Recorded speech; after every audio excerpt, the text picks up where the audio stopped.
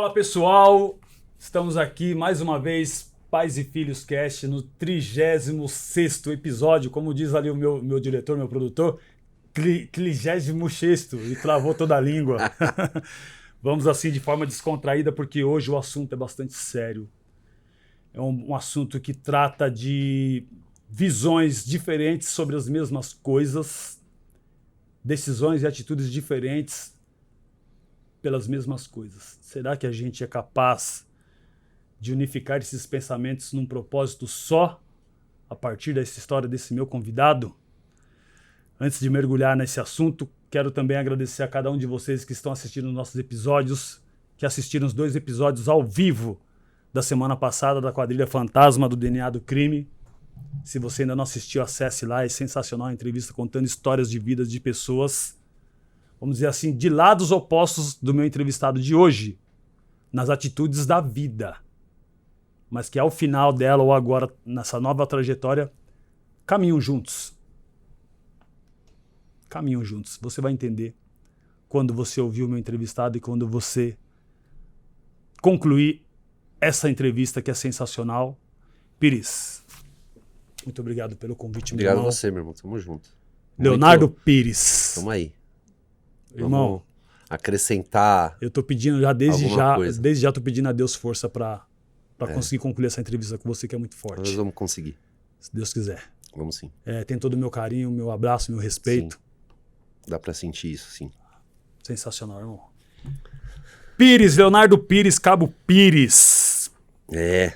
Pessoal, é um homem das Forças de Segurança de São Paulo, um cara respeitado, renomado, e que ele vai trazer histórias aqui desde a sua infância e caminhando pelos lugares onde a gente caminhou. Periferia da Zona Leste de São Paulo, conceito de quebrada e conceito enquanto um policial justo e honesto, e que a vida lhe escreveu uma história totalmente diferente e que lhe provoca e que lhe coloca num cenário de dizer assim, praticamente: e aí, você vai desistir ou você vai continuar? Foi exatamente isso. Você vai ficar travado, você vai acumular sentimentos ruins dentro de você, vai propagar sentimentos ruins, ou você vai entender o que Deus deixou para você enquanto essa história?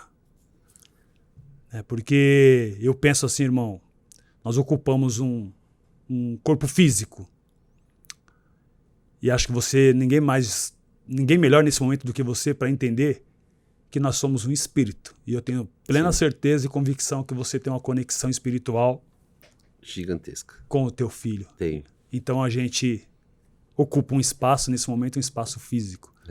Mas seremos eternos, né? Somos eternos. E eu queria deixar para você agora nos encher de orgulho com a sua história, com a sua... Essa parte que a gente fala de se vai continuar, se vai parar, a pergunta vem pesada, né?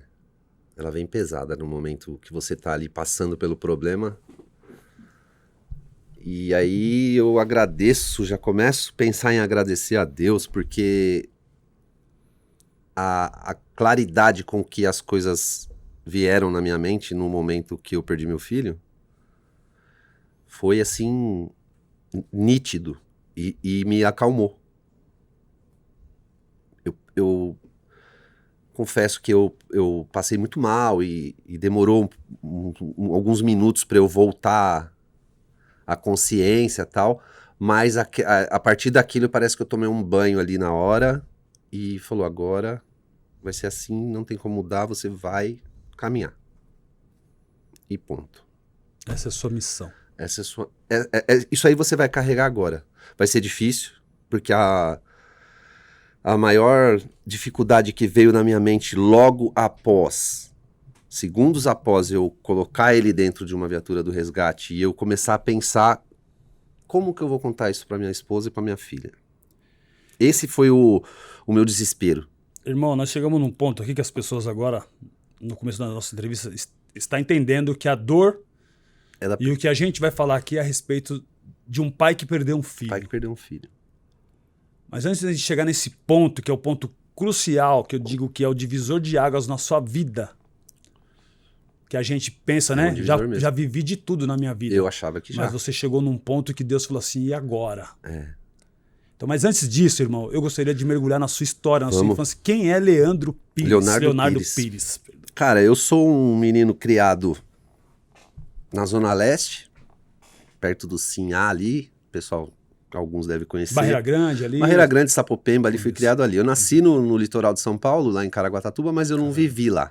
Perfeito. Eu nasci lá porque meu pai era bombeiro e no começo da carreira o cara nunca escolhe onde vai trabalhar, ele provavelmente foi mandado pra lá e aí a minha mãe tava grávida e tal. Eu nasci lá, mas logo vim pra São Paulo. Seu E pai vivi- foi bombeiro, então, na Meu pai carreira, foi carreira bombeiro. militar também. Meu pai Naquela época, o bombeiro já era já força era pública, militar? quando meu pai entrou, foi em fevereiro de 70, Fevereiro de 70. justamente na mudança. Na mudança, quando... Força quando- Pública pra Força Polícia Pública Militar. Polícia Militar, É. perfeito. E aí o bombeiro E ficou aí o bombeiro incorporado. ficou incorporado, exato.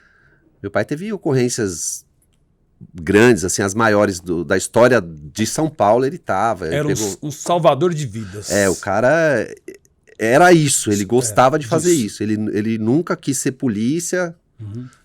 sempre quis ser bombeiro, sempre quis ser enfermeiro, sempre quis salvar e gostava, explicava e manjava muito, explicava Uhum. todas as ocorrências que ele pegava. De cuidar de gente. Seu pai trabalhou no Joelma, um dos Meu pai maiores trabalhou no incêndios, Joelma e no maiores Andraus. catástrofes que aconteceram em São Paulo. E é interessante essa parte do Joelma, porque quando eu fui fazer escola de polícia, lá em Pirituba, eu fui com meu irmão junto. A gente acabou entrando junto na mesma escola, no mesmo pelotão, na mesma sala de aula.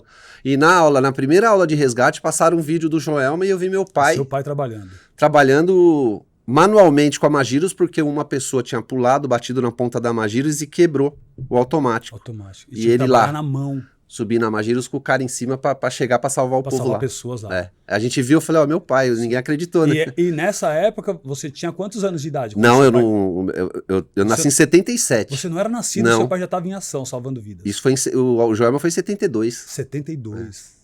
Caramba, cara. Você é de 70 e... 7. 77. Você é um menino. 5 anos depois. Fiz 48 ontem. Fez ontem, caramba. Parabéns, cara. Fiz 48 Olha, ontem. 48 anos ontem. Cara, sensacional. Legal. E aí você já via seu pai. Eu via e aquilo é inevitável, né? Eu já sabia que eu ia entrar no bombeiro. Bombeiro. Eu ia ser Na bombeiro. sua mente você Eu e meu irmão. seguindo o espelho do teu pai. Seguindo o espelho do meu pai. Não, vou ser bombeiro. É só esperar a data. Só esperar fazer 18 anos que eu vou. Quando você era criança ali, seu pai trazia esses brinquedos de bombeiro? Pô, todas essas tudo. Eu coisas, passava noites e noites com ele no plantão. tudo. Você ia pro quartel Ia lá, pro quando ele quartel, ficava. dormia no esqueminha no fundo lá, no colchão no chão, comia no rancho. Nossa, vivendo todo aquele Enquanto momento. eu vivi com ele, que eles se separaram, eu tinha 9 anos mais ou menos, mas eu ia com 4, 5 anos, eu lembro que eu ia com ele, saía de madrugada na Garoa de São Paulo pra ir lá pro quartel ali no Cambuci, No Cambuci. passava 24 horas lá com ele. Ele saía pra incêndio, voltava e eu tava lá. Você tava lá esperando. É. Você via toda aquela movimentação. Ficava lá dentro de suando viatura, alarme os pro caras pessoal descendo sair naquele, no cano lá, no cano, Eu vi, o nosso mundo era esse, até Preparado- meus 9 anos. Preparado para ser bombeiro. É. Aí eles se separaram, mas o meu contato com meu pai não se perdeu, assim. Eu sempre tive Com 9 anos de idade, seu pai se separa da sua mãe. separou. Os dois resolveram se separar, tal. Mas o meu pai foi morar no interior mas sempre muito presente. Sempre um- Eu chegava a ficar, eu acho, 3 meses sem ver meu pai. Uhum. Mas quando ligava ou quando via, Ele não parecia estava- que ele estava ontem aqui. fisicamente não estava presente, mas nunca esteve ausente. Nunca esteve ausente. Sempre em contato, É. sempre Nunca a esteve energia ausente. junto ali. Talvez até com gente que eu morava, eu não tinha tanta... Afinidade. Não sentia tanto a presença da pessoa como eu sentia dele. Porque a ideia era forte. As ideias eram fortes de sempre estar mostrando. Eu puxei muito essa parte dele. Eu quis copiar para educar meus filhos, que é conversar com a criança como se ele fosse um adulto. Não nos argumentos, mas olhando no olho. Ô, meu, você não pode fazer isso por causa disso, e é isso aqui, você vai passar por isso. E sempre naquele meio que pé de igualdade ali. Sim. E ele criou a gente assim. Causas e efeitos. É. E aí eu criei meu filho assim, criei minha filha assim. São pessoas hoje que destoam. Meu filho não está mais entre a gente, mas ele destoava do pessoal da idade dele. Você tinha só você e seu irmão, filho do seu pai e da sua mãe? Éramos 3 irmãos. 3 irmãos. Eu perdi meu irmão mais novo num acidente de carro, ali na João 23. Ele já tinha filhos, ele tinha 19 anos, mas ele já tinha 3 filhos. E ele, num momento ali de uma chuva, não sei se algum carro abalroou ele, porque ele tava indo buscar os filhos dele com a namorada, com a noiva, mulher que ele tava, né? E ele bateu o carro, assim, não foi um acidente muito forte, mas ele também bateu a cabeça. Nossa. O carro dele se perdeu um pouco, ele bateu num poste e ele bateu a cabeça. De cabeça. dentro do carro ele bateu a cabeça. Pra você ter ideia, a mulher dele chegou a sair pelo vidro, mas não fez nada. Só o joelho, ralou e tal. E ele bateu e aí a gente perdeu ele. Eu tinha 22 anos. Nossa, eram em 3. Éramos 3. 3 irmãos homens. É. E a morte dele foi muito difícil pra mim, cara. Assim, difícil de não saber o que fazer e sofrer, e deixar a raiva tomar conta, sabe? Não tinha maturidade. Seu primeiro contato com a perda de um ente querido. De um ente querido mesmo, assim, porque eu criei ele. Quando me separaram, ele tinha 5 anos, 4 para 5 anos. Então eu fui criando, cuidando, sabe? E aí depois que ele arrumou essa namorada, teve os filhos dele, tava vivendo... Ele era mais novo que você? Mais novo, 5 anos. E você ali... E eu não esqueço o dia que eu cheguei... Eu tava morando numa outra cidade por um tempinho, e aí aconteceu com ele, me ligaram, eu vim com a minha esposa pra casa da minha mãe, e eu não esqueço o dia que eu cheguei lá na minha mãe, que ela falou assim, Léo, perdemos nosso filho. Ela falou. Nosso filho, porque tinha como... Porque ela sabia que eu cuidava. Ele era grande, ele já estava entrando no funcionalismo público da prefeitura, ele já trabalhava, mas ele vivia fazendo umas cagadinhas de moleque, de menino. E ela me ligava, fala com o teu irmão porque ele comprou um carro aqui, ele tá devendo pro cara, ele tá pedindo dinheiro não sei pra quem. Coisa assim. Coisa corriqueira. Então, aí, quando ela falou isso, eu falei, puta, que negócio louco é esse, né, velho? Como? Enfim. Não entendi muito bem, sofri muito e causei sofrimento para as pessoas que me amam, principalmente minha esposa, porque a gente fica revoltado, você não quer, você quer... Impaciente. E aí, não com ela, mas as atitudes que eu tinha na rua, mas a vida você fora... tipo, toca o foda-se. Isso. Em casa não, aqui tá protegido, mas o resto... Mas o resto no mundo, o mundo tá de mal com o mundo. É isso mesmo. Só que aí isso causa também para ela, porque ela sempre foi uma pessoa muito sensata, muito... ligada na parte espiritual, e ela falava, pô, tá sofrendo pra caramba, porque não consegue... Nossa companheira sente se a gente tá bem, Sim. se a gente não tá bem. Eu tô com ela só desde os 15, então acho que ela conhece um pouco. Olha, desde garoto. Ela tinha 14 e eu tinha 15. Olha, que lindo. 14 anos 14 anos. Vocês estão juntos? 34. 34 anos juntos. Mais ou menos o tempo que eu tô com a minha esposa. Mais ou menos, que você falou. Minha esposa tinha 14 e eu 17. Nós estamos também, então, desde 91, 12 de abril eu comecei a namorar... Comecei a lembrar a data, 12 de abril de 91.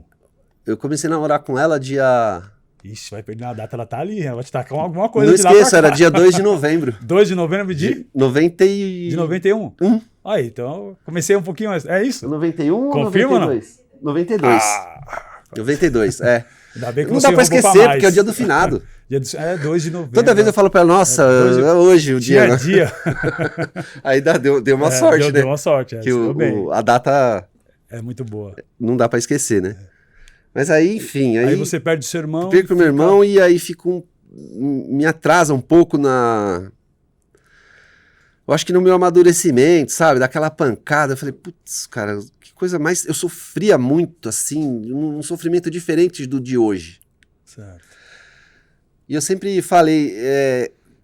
Quando o meu filho nasceu e começou a crescer, ficou pequenininho, ele parecia muito com o meu irmão. Meu irmão chegou a ter contato com ele. Certo. Meu filho nasceu, meu irmão mais novo brincava com ele. Uhum. E eu chegava a chamar meu filho de Júnior um monte de vez. Porque o sentimento que eu tinha do meu irmão de cuidar, de ser o pai ali, o irmão mais velho, ou o pai, era o mesmo com meu filho. Uhum. E eu ia chamar ele, às vezes falava, Júnior, falava, não, Léo, vem cá. Olha que loucura. Além do que ele se pareceu fisicamente, olho claro, cabelo claro e tal. Passei esse sufoco aí com esse negócio do meu irmão, de perder meu irmão e vi o sofrimento do meu pai, né? Eu sofria por mim e sofria pelo meu pai e pela minha mãe, que eu via e falava, puta, como assim, velho? Como é que eu vou acalentá-los? Como que eu posso fazer, né? Que eu posso dizer pra confortar, muito difícil, sabe? Isso reflete hoje no que eu vejo as pessoas que deixaram de falar comigo por conta da perda do meu filho. Eu começo a entender. Esse distanciamento. Mas foi absurdo, assim. Eu não falo isso pra ninguém ficar me ligando depois do podcast, não, tá? Não é isso. Fiquem tranquilos. É natural, eu entendo hoje. Porque eu vi que eu não conseguia nem falar com a minha mãe direito sobre isso. Nem com meu pai. Quando falava, chorava muito, os dois. Foram várias vezes, né? Enfim. Hoje eu consigo entender de uma forma melhor a atitude das pessoas comigo hoje pela perda do meu filho. Eu consigo entender. Como eu não vou entender, né? Explica a relação do teu filho quando você, depois dessa fase que, né, você tinha o seu irmão, ele parecia muito com o seu irmão, você perde o seu irmão, é o primeiro contato que você tem com a perda de um ente querido. A relação que já ficou, de certa forma, mesmo com a presença do seu pai e tudo, fica um pouco estremecida porque você assume a liderança da sua família, né? Cuida dos seus irmãos ali, né? Com a não presença física do seu pai, ajudando a tua mãe no primeiro momento, né?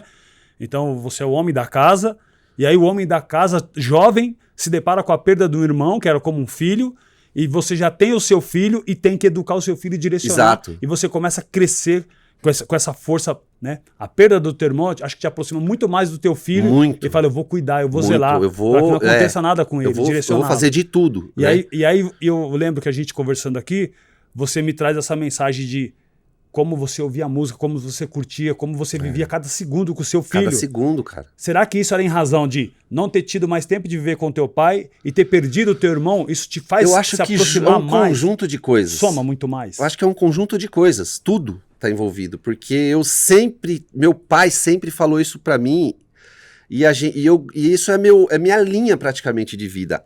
Vamos aproveitar o momento junto aqui, porque isso uma hora vai acabar.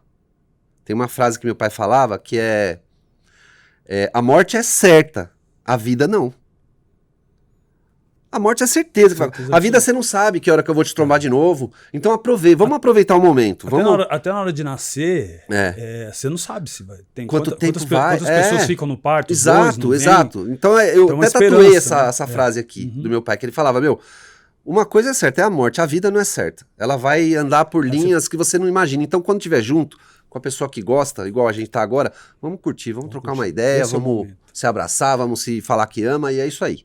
Então eu levo isso como uma bandeira. Será que em razão do seu pai ter sido bombeiro, que lidou sempre com a morte, na esperança de livrar a pessoa da morte, salvando vidas, ele tinha no seu subconsciente a importância de estar junto? Eu acho que sim. Isso. Eu acho que sim. E isso foi transferido para você? Eu acho que sim. E aí na percepção, eu trabalho com mentoria, essas coisas, na percepção aqui, será que vocês sempre tiveram ali essa sombra da morte, o medo da morte, essa coisa? Eu acho que sim. Porque quanto assim, sofrimento ele não viu, cara, né? o seu pai viu tantos sofrimentos. Você assume a carreira militar, não vai para o bombeiro, mas vai para a carreira militar, que é uma linha muito tênue. Entre o certo e o errado, entre a vida e a morte, entre a sua vida e entre a sua morte, entre a vida de alguém e a morte de alguém. Exato, tá muito perto uma coisa da outra. A vida militar, assim, né, sobretudo quem trabalha tá em combate na rua, no policiamento, é um atrito muito forte com essa realidade. É um choque. Porque o policial fardado, ele passa por diversas vezes em situações que ele não tem nem noção do que está do lado dele. Exatamente. Já quem está fazendo algo paralelo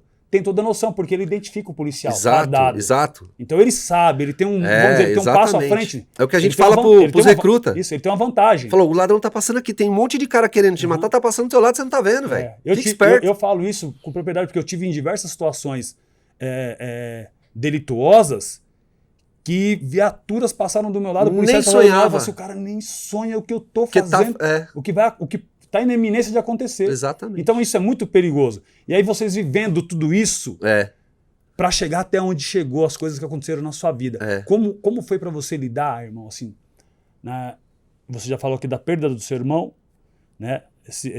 Essa coisa da separação em casa, que mexe um pouco, e aí você começa a ser policial formado e começa a lidar com os conflitos e os combates na rua, e o policiamento é uma coisa que mexe.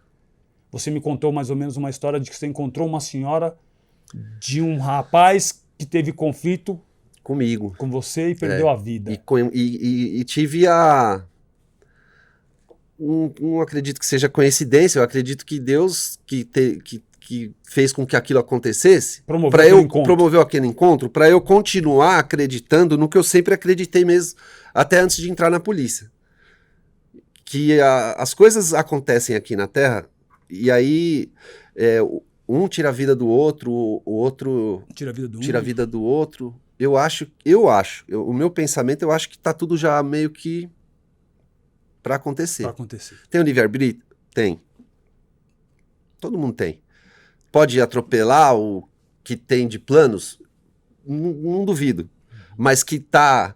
Quando a pessoa tem Deus no coração, tanto o traficante, o mala, o cara que mete o revólver todo dia, quanto o polícia, que tem o cara tem Deus no coração, não posso negar isso. Perfeito. Eu acho que quando é assim que o jogo tá indo, eu acho que Deus usa a gente pras duas coisas. Eu sempre pensei isso.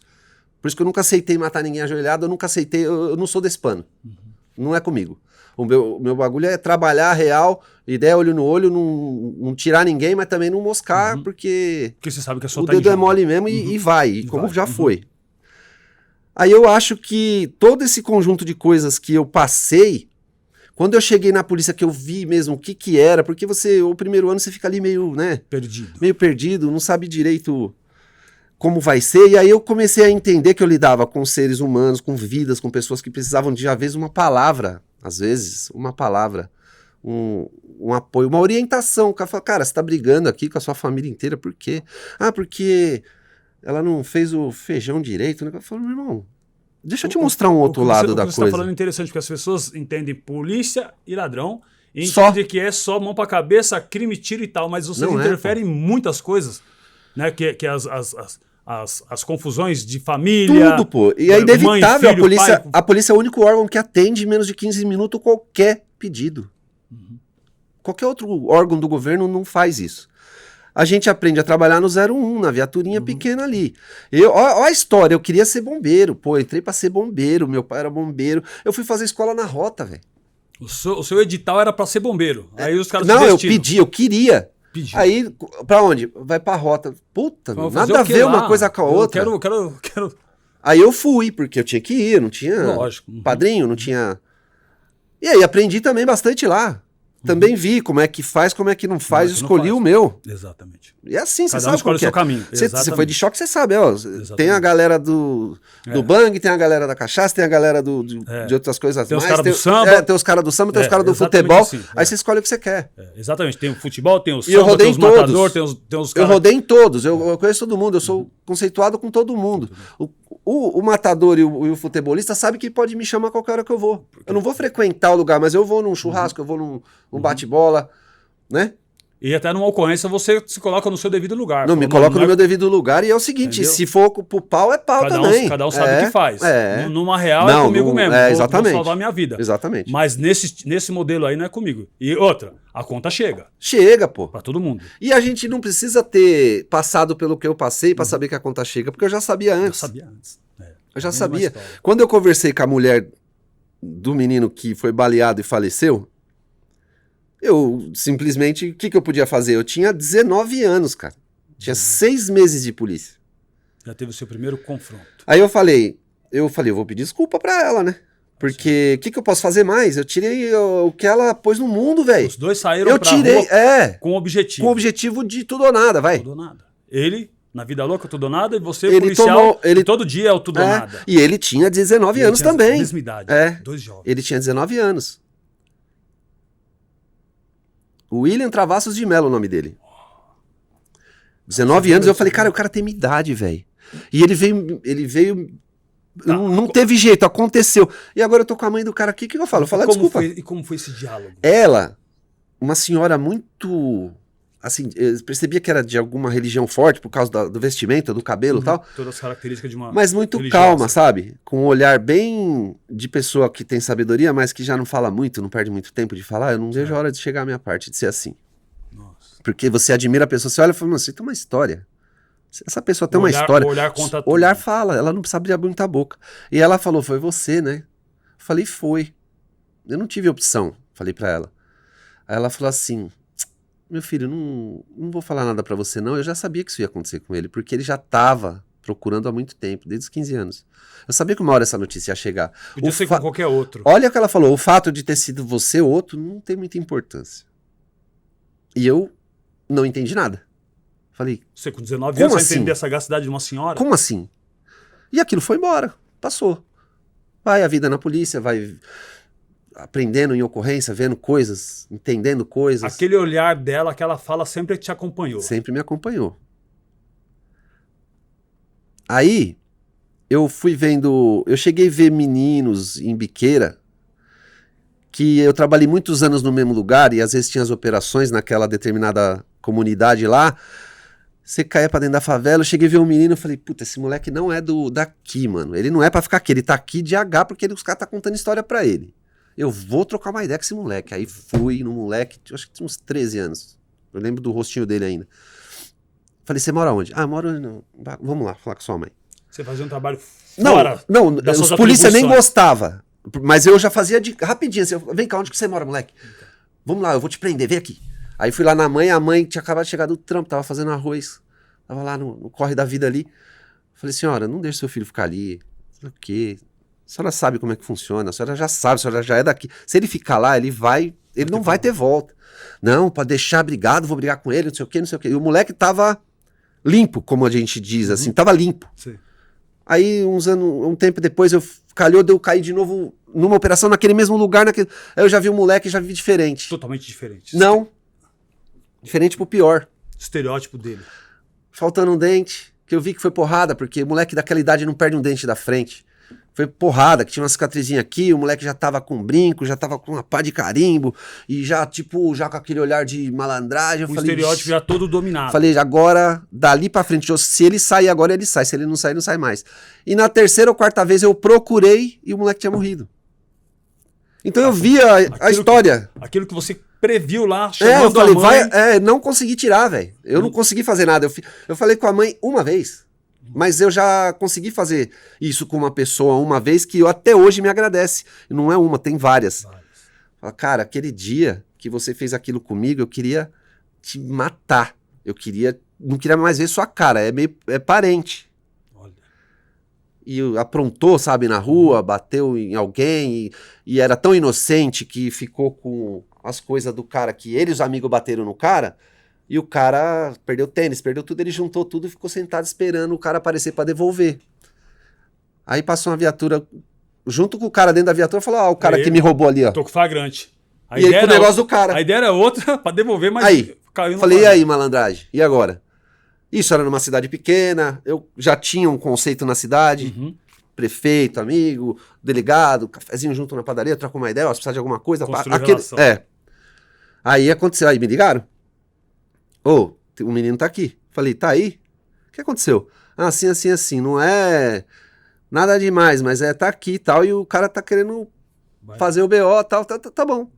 Aí fui lá, conversa com o pai do rapaz, conversa com o outro, falou, realmente ele não é isso que aconteceu, tá bom, tá beleza? Não, tá beleza. Qual era a intenção, é isso? Isso foi numa sexta-feira. Voto de confiança. Voto de confiança, porque o cara viu que não era. O adulto olha, você fala, esse moleque não é malaco. Esse moleque tá moscando. E o delegado Pires, porra, valeu ter resolvido aí e tal, pode levar o moleque. Falei, levar? Levar pra onde? Falei, ele vai ficar aí. Você vai deixar ele aqui? Falei, o senhor vai deixar ele aqui, ele tá preso até segunda-feira. Deixa ele aí, 14 anos. Ele e o amigo. Deixa ele aí. Segunda-feira o senhor leva ele pra promotora tal lá, que ela tinha uma promotora na cidade que ela catava os caras e... arrochava. Ele não acreditou, ele olhou pra minha cara, você vai me deixar aqui? Eu falei, você não tá preso?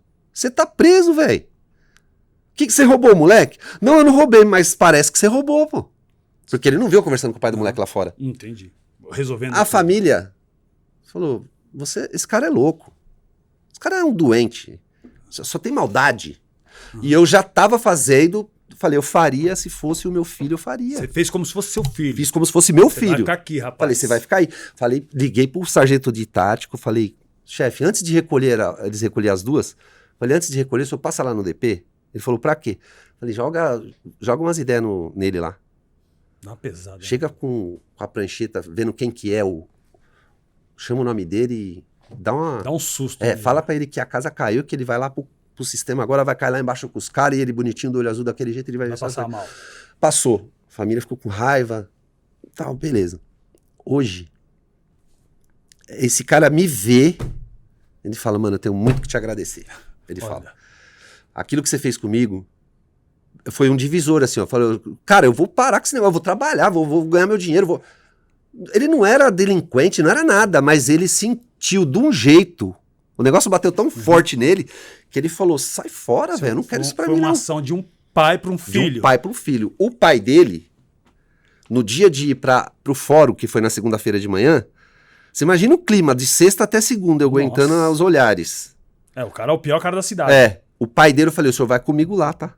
Chegou na hora de ir na delegacia pro fórum, o delegado falou: Pires, agora se você quiser levar ele de carro, eu falei: não, deixa ele aí, pô. Põe ele algemado na viatura, leva na viatura, eu vou atrás. Foi um trauma, assim, que eu causei. Causou um choque. Um choque choque. de realidade. Cara, esse cara me agradece toda vez que ele me vê, ele fala: mano, obrigado por você ter feito aquilo comigo. Eu não tinha consciência do que você estava fazendo. Mas hoje eu vejo. Porque E se eu tiver um filho hoje, eu vou pensar naquilo que você fez comigo. aquilo ficou como um alicerce de choque de realidade. Cara, hoje, mano, dá um trampo, tem a casa dele, tá tranquilo. Se você não tivesse feito isso com ele, se ele não tivesse passado aquele trauma... Talvez ele teria entrado, porque os camaradas dele perdeu tudo. Quantas oportunidades viessem, ele não ia hesitar. Os amigos se perderam. Se perderam. Aqueles que estavam com ele naquela época. Não tiveram a mesma... A maioria se perdeu. Você já tinha uma preocupação com o futuro do jovem? Já, pô. Eu sempre tive. É muito louco esse negócio de eu ter essas ideias que eu tinha. Ideias não, esses pensamentos que eu tinha com 13, 14 anos. Quando eu falei pra você, quando eu vi minha esposa pela primeira vez que eu vi, eu falei: puta merda, ela chegou. Foi um sentimento que eu tive, eu não falei isso. Uhum.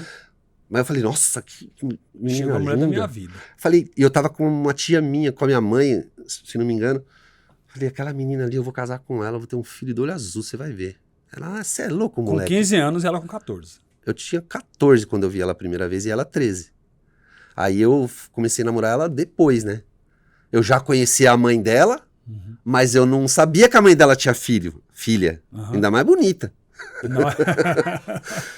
E aí eu falei isso, minha tia, minha mãe na época: meu, você é doido, você sabe nem o que você tá falando, menino. Mas eu tava plenamente consciente. Falei: não, é ela mesmo que eu tava esperando, que eu ouvia umas músicas de música lenta na época, né, meu? Johnny Pô, eu ficava Rivers. emocionado. Johnny Rivers, o caralho, eu ficava emocionado. Eu falava: mano, por que eu tô desse jeito, velho? Será que vai chegar alguém na minha vida? Eu não sabia o que era, pô. E aí hoje eu escuto as músicas, eu olho pra cara dela e falo: mano, você não tem noção do que eu passei te esperando, cara. Eu te amo antes de você saber. Eu te amo muito tempo antes. Coisa linda. Eu falo mesmo pra ela. Ela dá risada. Dali, são baratos, né? Mas cara. E aí eu falei do meu filho pra ela. A gente vai ter um filho. Tem um filho de olho azul, você vai ver. Ela: eu não queria nem namorar com você. Não quero namorar agora, eu sou nova. Sai daqui, é ridículo. E meu filho me zoava. Depois que ele ficou adulto, ele falava: pai, eu vejo as fotos. Como que você conseguiu pegar a mãe, mano? Você parecia um cigarro solto, ele falava. Tão feio que você era. Filho da puta, né? Aí eu dava risada, mas foi bem do jeito que eu pensei, assim, até, né, uma parte só. Até uma parte.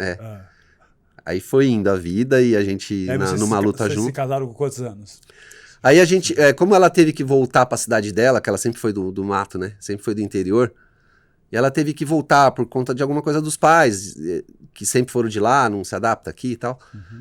Aí ficava a gente namorando com 15, 16 anos, namorando, eu ia lá um final de semana, ela vinha o outro, não tinha WhatsApp, não tinha nada. Tinha que esperar sexta-feira pegar Nossa comunicação era... cometa na rodoviária e 2 horas de viagem pra chegar lá pra ver ela. Aí eu ficava lá o final de semana e voltava, no outro ela vinha. Era mais emocionante, né? Era muito emocionante. Era mais emocionante. Romântico. Aí ficamos nessa aí com 16, mais ou menos, a gente decidiu, falou: meu, vamos morar junto. Porque não... Ou vamos separar logo, porque talvez não seja isso, né? Não aguento mais. Ela falou: não, vamos. Eu falei: então vamos, então. Falei: a casa da minha mãe, lá tem uma parte lá de baixo, que é onde eu fico com o meu irmão. Eu faço uma parede aqui, a gente se ajeita uma cama de solteiro aqui já tem. Então a gente dorme na minha cama. E vocês não tinham 18 anos ainda? Tinha 16, né, amor? Caramba. 16, 17. 17 anos já. A gente já se acha hominho, né? Eu não mudei muito o meu pensamento. É isso que eu acho estranho, porque a gente era muito maduro. Ela era muito madura. E as ideias são as mesmas até hoje com a experiência da vida. Mas o cerne da condução da vida ali, ela já tinha, e eu também. Vocês estavam certos do que vocês queriam. E hoje eu olho, minha filha tem 20. Parece um bebê. Como você enxerga? Eu só olho ela e falo... Se sua filha quisesse casar com 16 anos hoje, você falou que é loucura. Não, eu não... Acho que não. Será que não? Acho que não. Tanto que ela agora casou com uma menina. 16 anos, com 20 anos. Com 20 anos, mas você olha ela, parece uma criança. Parece uma criança. E aí ela falou, pai, empresta o carro pra eu fazer uma correria, eu vou andar de balão esses dias. Ela falou, vou andar de balão, vou lá, não sei o quê. Falei, impresso. Aí eu fico imaginando ela descendo de uma Hilux preta, blindada, magrinha, coisa com aquela cara de bebê. Ela falou, pai, você não tem noção. A galera para e fica olhando assim, fala, meu, vamos chamar a polícia. Essa menina menor de idade roubou esse carro, sei lá, né? E é isso. Aí, eu tenho uma filha de 30 anos. 30? E eu a vejo também como uma criança, aquela preocupação total, assim. É lógico, a gente sabe que é mãe, já tenho 2 netas, né? Mas não muda, né? Mas não tem como. A gente pode estar com quantos anos for, a gente vai enxergar como uma criança mesmo. Não tem Exatamente. Ó, uma coisa que rolou ontem lá no podcast que eu tava, lá no Snyder, foi o pessoal falando dessa moça que faleceu lá na montanha, na Indonésia. Sim. Que acharam na bolsa dela uma foto do... Ele não, que ela era petista, que não sei o quê. Eu falei, cara, pelo amor de Deus, velho. Pelo amor de Deus, eu não vou nem falar disso, mas eu preciso falar uma coisa. Uma coisa só. O pai e a mãe dela perdeu o bebezinho deles, cara. Ele não perdeu uma menina de esquerda ou de direita. Como que a pessoa fala um negócio desse e coloca a menina numa bandeja de... Velho, a menina faleceu, a família tá sofrendo horrores, o pai e a mãe, o pai não conseguiu chegar lá. O pai tava no aeroporto de Dubai, se não me engano, ou não, em Portugal, e o espaço aéreo fechado da escala, não conseguiu chegar, e a menina foi achada e as pessoas agora a pessoa... Uma etiqueta. Uma etiqueta. Então quer dizer que é porque ela era assim? Ninguém tem que ter compaixão com o que aconteceu? A gente tem que ser chancela pra ser como assim, tratado velho? Como... Pires, eu falo, né, e cabe mais uma vez essa fala. A desumanidade é realmente a coisa mais hedionda e perigosa que nós estamos vivendo nesse momento, atravessando. Exatamente. A desumanidade, porque ela está se encaixando em diversos lugares. A gente consegue perceber, às vezes até uma opinião partidária, a desumanidade estando à frente, ela transforma isso potencializado. Exatamente. Os valores se ruíram, vão embora. É como a gente está conversando aqui, você está num podcast de um cara, né? E a gente se conheceu lá no Podcastro, né? Presencialmente falando. Eu estive numa profissão e tive uma opção de vida que eu escolhi e que a vida me levou, que foi o mundo do crime. Hoje eu sou, né, essa pessoa que todo mundo já conhece, né? Palestrante, escritor, ator, enfim, eu retomo minha vida.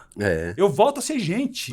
Eu consigo, eu ansiava por isso. É que num período eu sou essa mesma pessoa, mas eu vivi um período que eu fui policial e aprendi muita maldade dentro da polícia. Eu aprendi muita coisa boa dentro da polícia.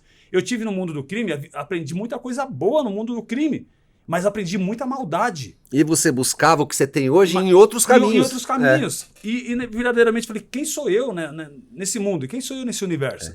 E aí as pessoas falam, pô, quando eu fui convidado para ir no podcast, as pessoas falam, pô, eu falo assim, eu tenho que ir lá. Esse é o meu lugar, eu tenho que falar com quem pensa diferente de mim. Porque todos que eu falar que concordar, não vai sair daqui. É muito cômodo. Trazer você aqui hoje. O pessoal fala, hoje eu trouxe um policial de verdade, por profissão, de berço, de família, que teve um filho, que também seguiu a mesma profissão que você, embora... trilhou o caminho para ser... Olha só, que coisa. Seu filho era ator. Seu filho fez comerciais. Mas ele tinha uma produtora em São Paulo que não conhece o nome dele. E aí ele tem uma vocação... Ele mora nos Estados Unidos, ele volta pro Brasil para ser policial. Né? Eu queria que você contasse a partir daí para as pessoas entenderem. Hoje o seu... Vamos dizer assim, hoje o seu grito. Hoje o que você transforma... A sua resiliência, no que você está transformando a perda de um filho. Mas essa perda do filho, eu quero dizer assim, para você entender. O que eu acho, né? E queria que você me corrigisse ou não. A perda do seu filho hoje, ela se sintetiza em todos os problemas, em todas as circunstâncias em que você esteve entre a vida e a morte e que você esteve aqui. Em que você perdeu o teu irmão naquele acidente e você esteve aqui. Entre aqueles jovens que você aconselhou e que você não viu mais presente. Então, quer dizer, você sempre trabalhou, irmão, assim, é muito claro isso. no resgate da vida e na importância da vida. Exatamente. Você é um mensageiro da vida. Exatamente. Você usou, vamos dizer, você usou uma carruagem de ferro, um arco e flecha, e pela sua mão e pelas circunstâncias, que quando eu sempre digo, quando a gente vai pra rua, a gente está escolhendo aquilo é uma opção. Exatamente. Quando você veste uma farda e vai trabalhar, foi uma escolha. Quando o cara vai pra vida louca, é uma escolha. Essas duas instituições vão se encontrar em um dado momento. Isso. E qual era a postura que você tinha? Você sempre foi um mensageiro, mesmo acontecendo tudo isso, e eu posso dizer com propriedade, porque a gente já conversou várias vezes, conheço a sua história, você sempre foi um cara que, assim, você está entre a vida e a morte, mas você sempre optou pela vida. Sim.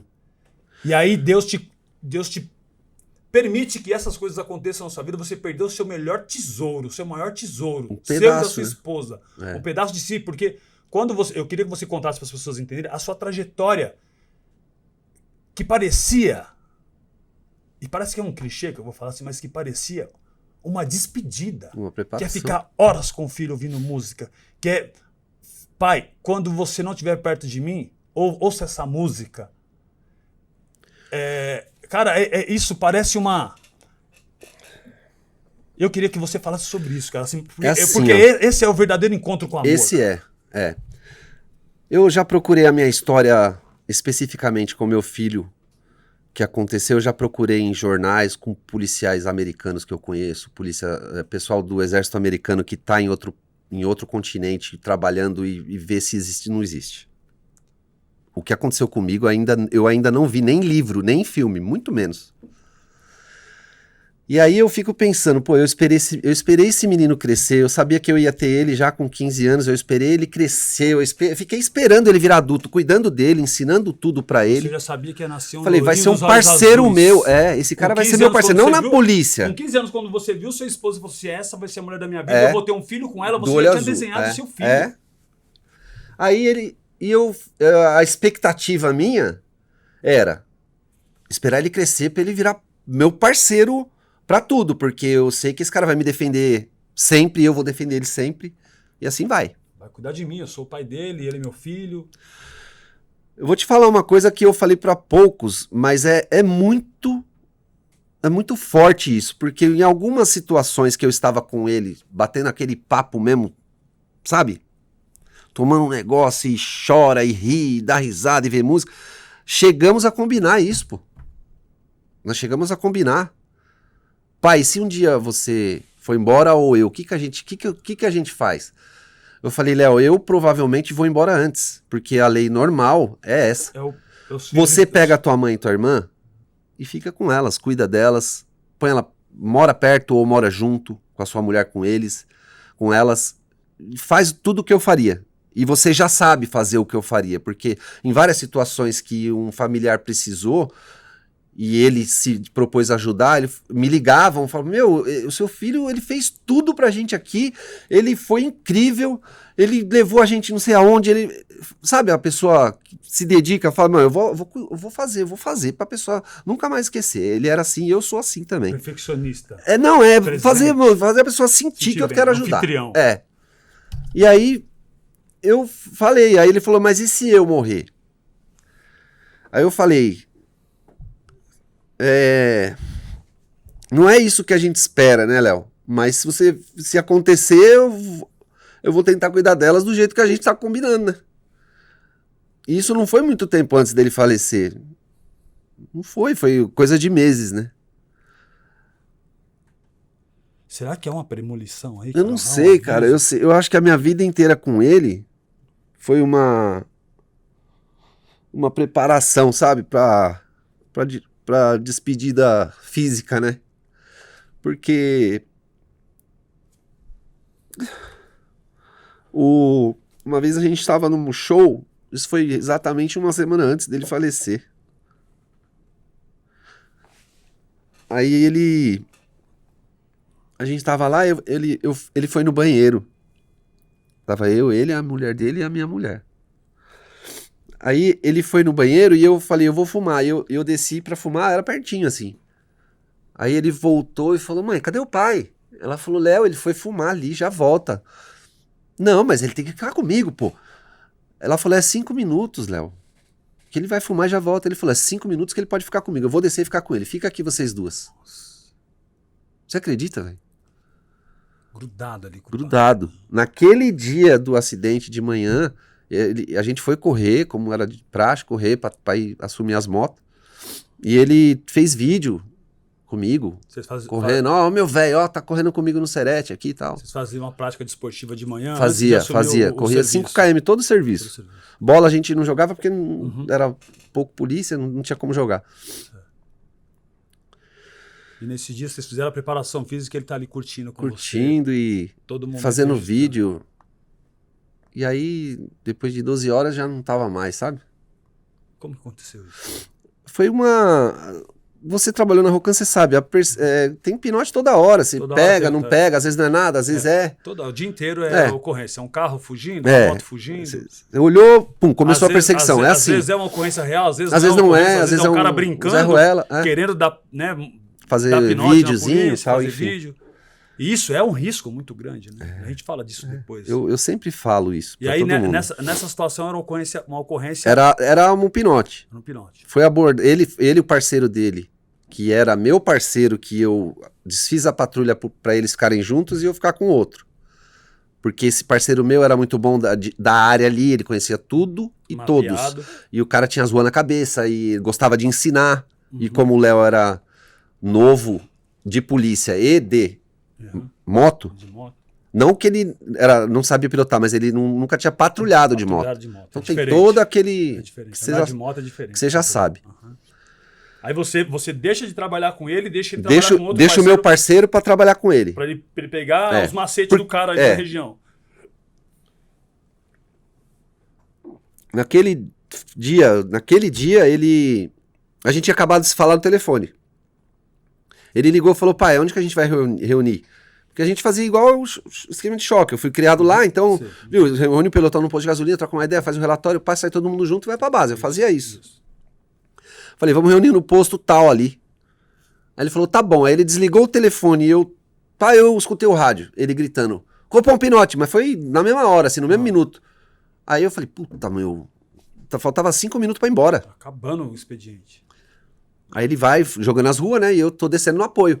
Aí quando a gente acabou saindo da área do 8º, porque foi um pinotão de minutos, entrou na Iamela, ali na área da 3ª do 21, aí eu vi eles. Aí eu falei, puta, agora eu alcanço, vamos, né? Vamos lá junto. Mas quando eu vi os caras distanciando e aí o parceiro dele começou a gritar, Copom, bateu. Eu falei, puto, o Léo bateu. E eu, toda vez tinha perseguição, toda vez tinha pinote. Você sabe que é toda hora. E todos que tinha, depois que ele veio trabalhar comigo, eu ia pedindo pra Deus, falou, ó, protege meu filho, protege meus parceiros, cuida do meu filho, cuida de mim, sempre pensando isso, durante a perseguição, eu falo, ó, protege nós aqui, porque a gente tá querendo fazer o bem, não é nada demais e tal. E nesse dia não foi diferente, eu falei do mesmo jeito, só que quando eu cheguei lá, que eu vi que bateu, eu vi aquele... Aí eu cheguei, eu falei, puta, e aí Jorge? Ele falou, meu, não dá pra falar nada. Aí eu vi ele, quando eu olhei pra ele, eu falei, puta, não tem mais, mano. Já tava, entendeu? E aí eu falei, Léo, calma, respira, filho, respira. Aí eu tentei fazer massagem cardíaca, tirei o colete e tal, mas ele já não tava mais ali. Então, mas você tentou mesmo assim? Tentei. E tinha uma viatura do resgate parada no trânsito do acidente. Tipo, 3 carros pra trás, e tava vazia. O cara já encostou, não teve... Muito rápido. Encostou, levou... Eu tentei fazer massagem cardíaca, tudo, mas quando eu falei pra ele, Léo, respira, que ele só soltou ar, que a gente sabe aquele barulho e tal. Aí eu falei, puta, perdi. Aí caiu meu mundo, né? Minha vista escureceu, eu ajoelhei no chão, fiquei tentando me recompor por muitos minutos ali, já pensando nelas, né? Como é que eu vou falar isso pra ela, pô? Um negócio que tava tão bonito de ver, sabe? A gente chegou a ser convidado para podcast junto, porque trabalhava pai e filho. Pai e filho, é uma coisa diferente. Diferenciado, né? Aí, a postura véio, que tinha, com toda a sua história, né? Desde o pai, bombeiro, exato. Ele escolher, né? Sair da vida artística para ser policial. Porque ele era... Pensa num Billy, pensa num cara que gostava do que fazia. Que no 01, no 40, no 38, lá na quebrada, ele chegava 3 da tarde pra assumir a viatura 7 horas da noite, entendeu? Lavar, passar pretinho, ia na academia dentro da companhia. O cara gostava do que fazia. O cara gostava. Íntegro. 5 anos de 38, na quebrada nunca tomou uma punição. Morreu nos 50. Morreu nos 50. Pra quem não sabe, o artigo 50 nunca teve punição. O cara nunca foi... não teve uma comida de rabo na profissão dele. 50. Eu quebrei os 50 com a primeira semana. 3º grau. Com 4 anos de polícia. Na hora de 3º grau já. Entendeu? 4 anos de polícia. Que isso demonstra o senso, né, o grau de profissionalismo que entendeu? A primeira medalha, ele me ligou, pai, ele tava lá no 38 ainda. O coronel me chamou aqui pra me dar uma medalha, queria que você viesse. Peraí, eu liguei pro comando, aqui o comando, vou dar uma encostada no 38 ali rapidinho. Fui lá, tiramos foto, tal. Tem no meu Instagram foto com ele, a primeira medalha dele e tal. Era um negócio assim, cara, que a gente tem uma consciência. É como o pai e o filho de jogador de futebol no primeiro título, cara. É uma relação de pai, já não é uma relação de profissão. Né? Não, então, mistura tudo e toda essa fica emoção, muito forte. Fica forte. É como se ele tivesse ganho um prêmio quando ele era, né? Que ele fez vários comerciais, quando ele era ator. Isso. Mas na profissão policial ele era bom, ele se destacava nisso, tinha uma premiação. E o pai, né? Cortejando, aplaudindo. Apoiando, Assim como você fez com os jovens lá que você queria direcionar. Exatamente. Que é aquele que você deu uma dura, que passou um final de semana trancado ali e que hoje te agradece porque hoje é um pai de família, é um homem. Então, como eu sempre disse, o seu objetivo enquanto policial, ele sai da linha do senso comum e vai para uma outra linha de eu vou deixar minha profissão de lado, vou te dar um puxão de orelha, mulher, vai para sua casa. Ô, senhora, só tá fazendo comida aqui, mas seu filho tá se perdendo ali. Eu fui no lado humano da coisa, é o que meu pai me passou sempre. Eu não quero amanhã entrar em conflito com esse menino. E aconteceu, não foi comigo, mas aconteceu. Mas aconteceu com outro. Assim como aquela senhora também relata para você na delegacia, dizendo assim, olha moço, eu já sabia. Se era com você ou com outro, eu já sabia. Então, você sempre lidou com essa situação de pai e filho, né? E tendo o seu filho ali como a sua figura né? O seu espelho, e de repente a vida me tira toma ele. o seu filho. E você é um cara sempre preocupado com a vida e com Exato, o filho. E isso eu puxei do meu pai, porque o cara bombeirão, ele falava, não, ajudar os outros é bom, faz bem pra gente. Ele contava as coisas, e isso foi marcando, né? Marcando. Quando eu tive as ocorrências de trincada, que aconteceu comigo, você de resistência, o meu pai sempre falava comigo, ele falava, não entra nessa não, hein? Toma cuidado. Porque isso aí pode ser um caminho que você acaba gostando, vai mexer com o seu psicológico. Falei, pai, não mexeu. Eu fiz o que tinha que fazer na hora ali, eu tô tranquilo. Eu tô tranquilo. Eu estou íntegro. Eu sei que eu tô causando sofrimento pra alguém, mas faz parte do jogo. Não foi eu que escolhi isso aí. Eu escolhi estar lá? Escolhi. Mas poderia ter sido eu também. Não foi eu dessa vez e tal.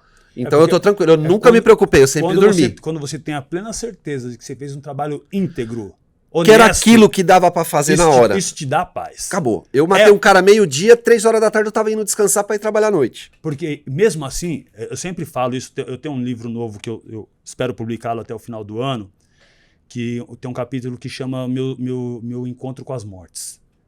Eu tive diversos encontros com a morte. Também.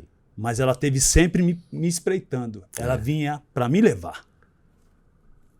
Meus encontros com a morte, chama esse capítulo do meu livro. Eu vou querer ver. Porque em diversas situações eu saí para trabalhar na polícia e ela passou perto de mim. Mas anos depois eu estava no pátio da cadeia e ela estava ali. Também. Ela não tá nem aí onde você tá. Não tá nem aí. E hoje a gente tá aqui falando disso, de vida e morte, de expectativa. Exatamente. Qual é a escolha que você tem? Como eu falo, eu falei até no outro podcast. Você sabe por que eu tô contando história, cara? Porque eu fui digno e fui homem. Porque para trabalhar na polícia não é fácil. Quantos manos já viraram medalha no peito de outros, porque tem Exato, a gente vê isso. Quantos, não é bem assim, não. Resistência, não. Esse cara foi queima de arquivo e ele virou medalha no peito de alguém. E também tem o trabalho digno, assim como tem dentro do crime, a situação que é verídica e a situação que armaram contra você. Porque você sabia demais. Exatamente. E quando eu digo, esse é o encontro com as mortes, e eu acho sensacional isso, porque nesse programa nosso, especificamente, a gente fala de pais e filhos, é você ter tido a orientação do teu pai. É mais ou menos assim. Quando minha avó viu minha primeira vez eu com uma arma, eu não tive pai, minha avó falava assim. Minha avó não pegou, não me bateu, não me xingou, ela só disse assim: você é homem, você sabe o que você faz da sua vida. Vai aí. E nessa hora, quando o seu pai te vê envolvido em uma ocorrência de resistência e ele, como sendo antigo e bombeiro, salvador de vidas, ele fala pra você, cuidado, não entra nessa. Cuidado que isso aí pode ser um caminho sem volta. Porque a gente vai falar aqui de coisas que as pessoas às vezes não entendem. Essa coisa de caça e caçador, e que envolve vidas, tirar a vida de uma pessoa... Você muda de lado muito fácil, da caça e do caçador, você muda muito fácil de lado. E isso te traz uma adrenalina que as pessoas não entendem. Qual é o nível dessa adrenalina? Não entende. Porque ao mesmo tempo que você está recebendo uma carga de adrenalina fugindo para não morrer, você recebe uma descarga de adrenalina tão grande quando você tira a vida de alguém. Isso vamos dizer assim, pessoal, que vocês me entendam bem, isso é uma coisa prazerosa, vamos dizer assim, fisicamente falando. Organismo, não é que a gente gosta. Não é mentalmente, é organismo, porque você recebe uma carga, é involuntária, é como se te aplicasse uma injeção. Quando você aplicar um sedativo, você amolece. Você aplica uma adrenalina, você fica agitado. É justamente isso. O corpo tem uma propriedade dele de te liberar sensações que vai além do seu estado psicológico. É muito louco isso. Não é? Não é, irmão? É isso que a gente está falando. E quando o seu pai te dá essa dica, é justamente se preocupando se essa coisa vai ser, se essa droga vai ser prazerosa para você. Porque ele falou, eu te conheço, eu sei que você não vai ser, mas eu tenho que te avisar, eu tenho que te falar, porque eu já vi amigos fazer. Porque hoje você fez em razão de se defender. Daqui a pouco você fala, eu quero sentir aquilo de novo. Aí você olha para um lado, olha para o outro, vai buscar aquele mesmo prazer. Exatamente. Eu me lembro dele falando para sempre tomar cuidado, para manter a mente sã. Pra não entrar em barca furada, tanto disso como de outras coisas, de dinheiro, de droga, de pegar droga pra vender, de não sei o quê. Não faça, porque eu nunca fiz, ele falou. Você não vai fazer uma vez só, você vai gostar, você vai achar gostoso pegar o dinheiro fácil, tudo vai acontecer. Então eu já fiz a escolha lá atrás. Eu só tive que manutenção, tive que fazer manutenção nela. Mas isso é interessante porque, além da sua própria consciência e manutenção, você tinha um pai. Tinha um pai que me dava o toque. Falou, moleque. Vai acontecer tal coisa. E isso, eu falava pro meu filho e falo pra todo mundo. O meu pai, ele não foi esse cara. Ele não foi o cara que eu sou. Ele foi muito diferente, muito. Mas ele falou o que tinha que falar.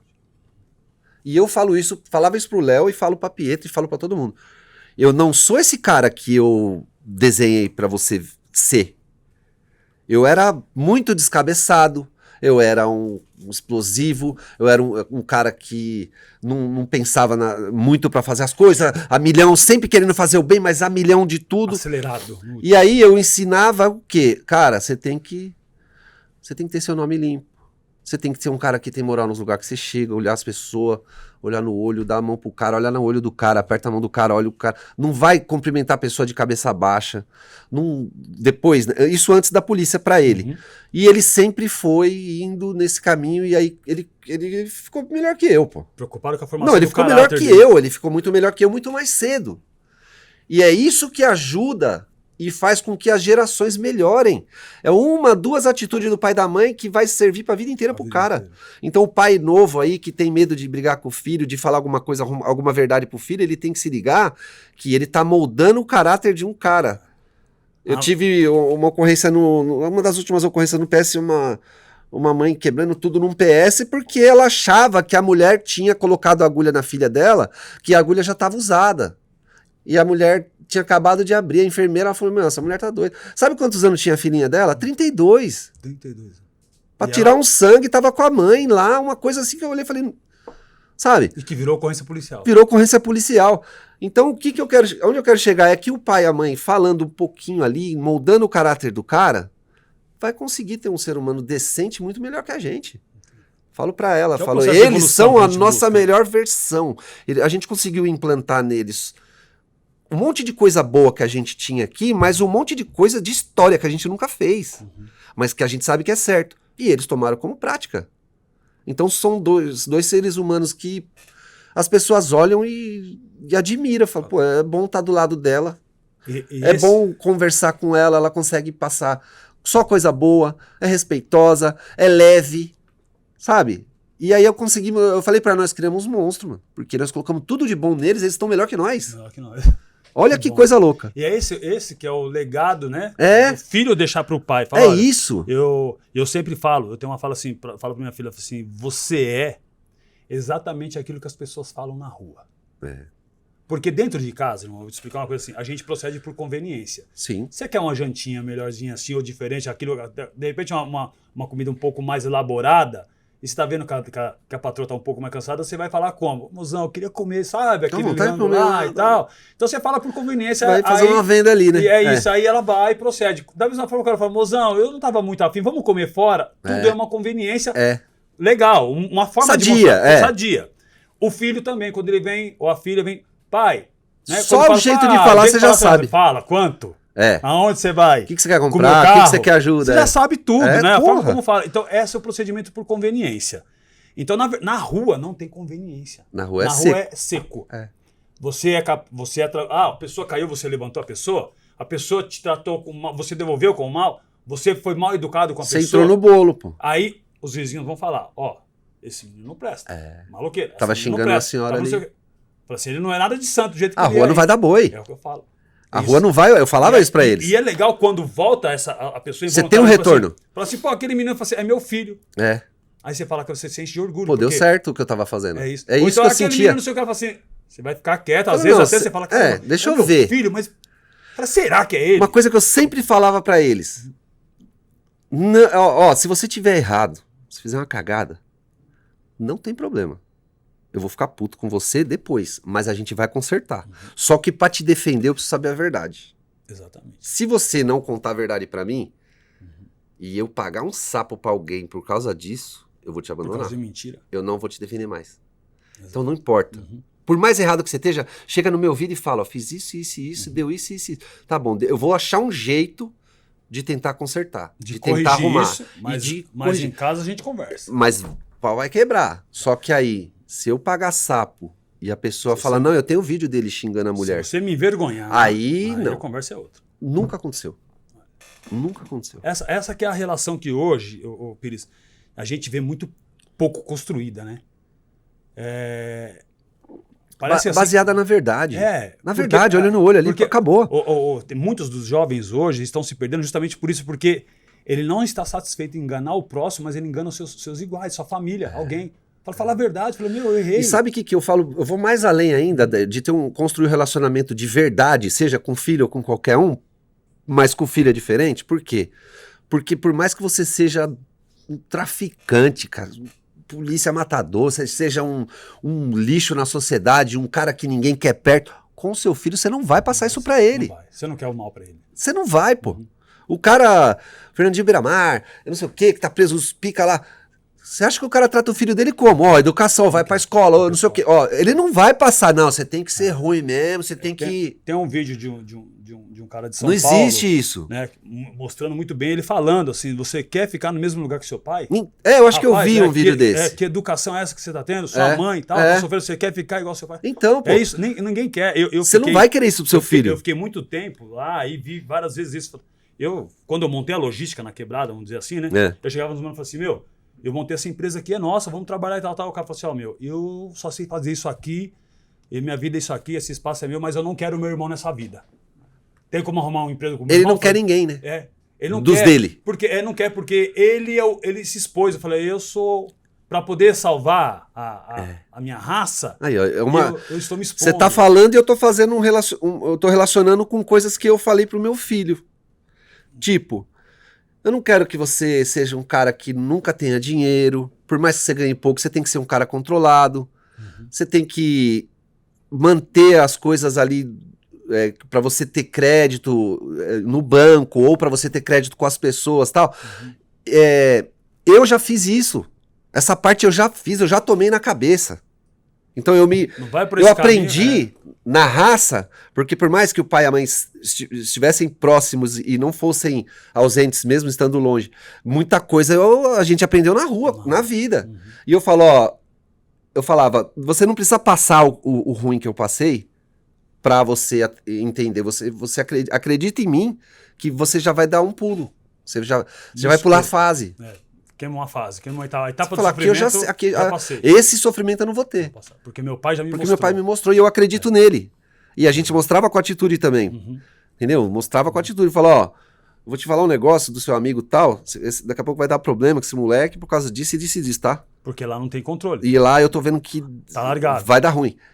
E Meu aqui pai, você você tem falou pai. aquele dia lá, meu, você acredita que o moleque foi preso? Falei, tá vendo?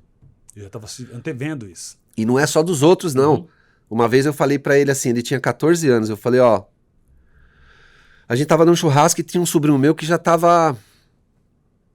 tinha escorregado, a mãe já tinha perdido a mão. 14 anos. Aí nós tava num churrasco em comum lá, e esse meu sobrinho, ele gostava muito de mim, ele falava, ô tio, pô, eu sei que o senhor deve estar meio chateado comigo por causa dos bagulho que Eu tô eu na fiz corrida aí, e minha tal, mãe e fazendo tal, coisa errada. mas ó, eu admiro o senhor pra caramba, não sei o que, não sei o que, e eu troquei uma ideia com o moleque, mano, tentando puxar de volta, mas já não tava no meu controle, eu não via ele nunca, era distante, morava muito longe. No momento ali que eu pude falar, eu falei, e o meu filho do lado. O meu sobrinho tava com uns 16 anos e meu filho tinha 14, eu acho que é mais ou menos essa conta, não sei direito. Eu sei que depois de um tempo, esse meu sobrinho foi assassinado. Na porta da casa dele. A mãe dele e o pai dele lá dentro. Na porta. Sangue do teu sangue, sua família. Ele e o amigo dele foram assassinados. Negócio de mulher. Pegou mulher de não sei quem, o cara veio tirar satisfação, brigou, bateu porque tava em dois, aí o outro que falou, que pegou a mulher, tomou um monte de tiro na boca, o outro tomou tiro no corpo inteiro, o meu sobrinho. Minha tia perdeu o sobrinho e tal. E aí eu falei, agora é mais uma oportunidade de eu dar mais uma lição pro meu filho. Olha, vamos tomar isso como exemplo. Falei, você lembra do menino que eu falei? Aquele dia na festa, que você ficou só olhando eu dar os conselhos pra ele, lembra? Falei, lembro. Vamos lá ver ele. Aí eu, cemitério. Falei nada. Cadê ele, pai? Falei, tá ali, ó. Ah, você tá brincando. Falei, vai lá. Ele tá aí. Aí aquilo foi um choque pra ele. Ele chorou pra caramba. Mas depois, né, que ele virou adulto, ele falava, pai, caramba, mano, você me ensinou do jeito mais foda que tinha pra ensinar sem pôr a mão, sem eu estar na situação, né? Eu falei, mas não foi bom? Ele falou, pô, eu não esqueço. Olha a vida desregrada, olha o caminho. E quando você falar, eu boto fé, sempre botei, porque a gente quer o melhor pro filho. Por mais que você seja tudo errado, tudo meio doido na sua vida, você não vai querer pra ele nem um terço do que você passou. Hoje, se a gente dissesse que isso seria uma didática Meio pesada. né, que poderia ser adotada, as pessoas vão falar que é absurdo, mas é quase que necessário. Vamos dizer assim, é necessário às vezes você mostrar isso. Às vezes é. Eu acho que Porque sim. o mundo anda tão acelerado e tão maluco, as ofertas de coisas ruins estão tão desenfreadas e sem limites, porque tem que chegar nesse ponto. E os cabeças da história, porque a gente fala assim, a população em geral, até a gente mesmo, você passou por isso, cara. Você tava lá guardado, você olhou o cara e falou, o que você tá fazendo? Meu, tô ganhando milhões aqui, ó, dando uma canetada caquetando os outros. Esses caras, eles olham a gente como um, puta, isso aqui, ó, que me dá o dinheiro. É isso aqui. Eu comando isso. Eu comando essa porra toda aqui. Que é assim, né? Eu tinha refletido hoje sobre a frase que diz assim, né? Em terra de cego, Quem tem um olho é rei. quem tem um olho é rei. E eu refleti sobre essa frase, Pires. Em terra de cego, quem tem um olho é rei. Sabe o que é isso? Em terra de alienados, quem tem informação é rei.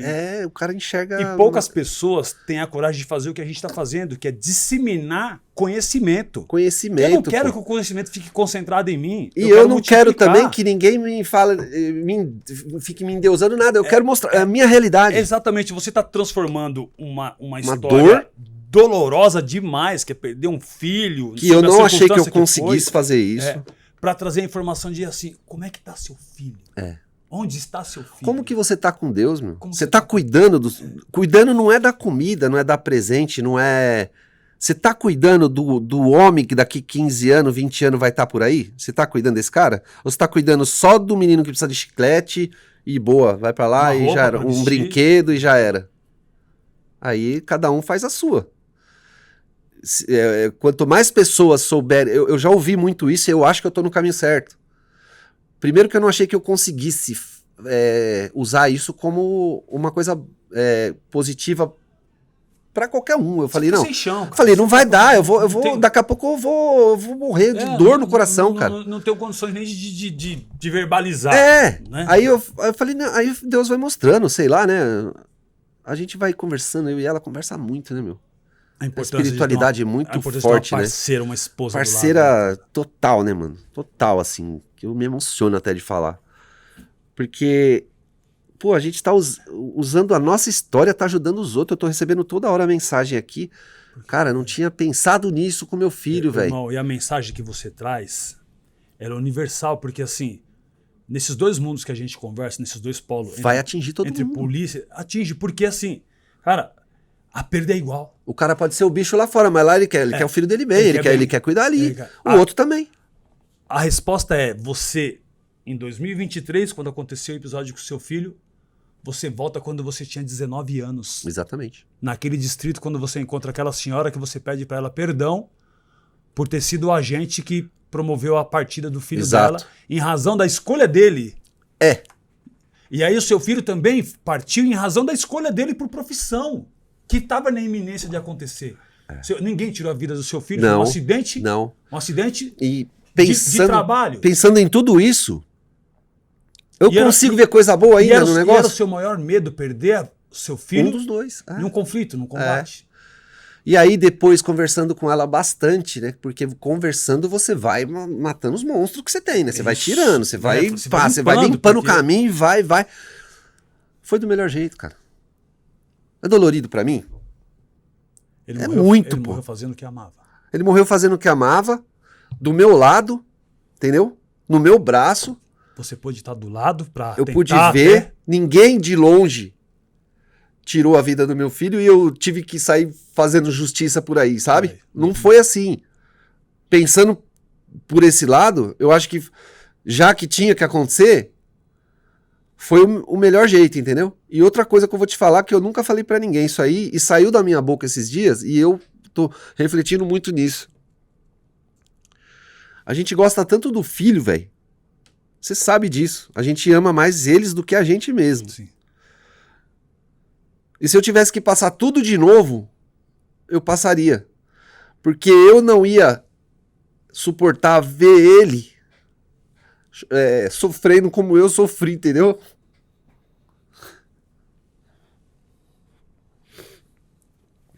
Porque quem fica sofre muito, pô.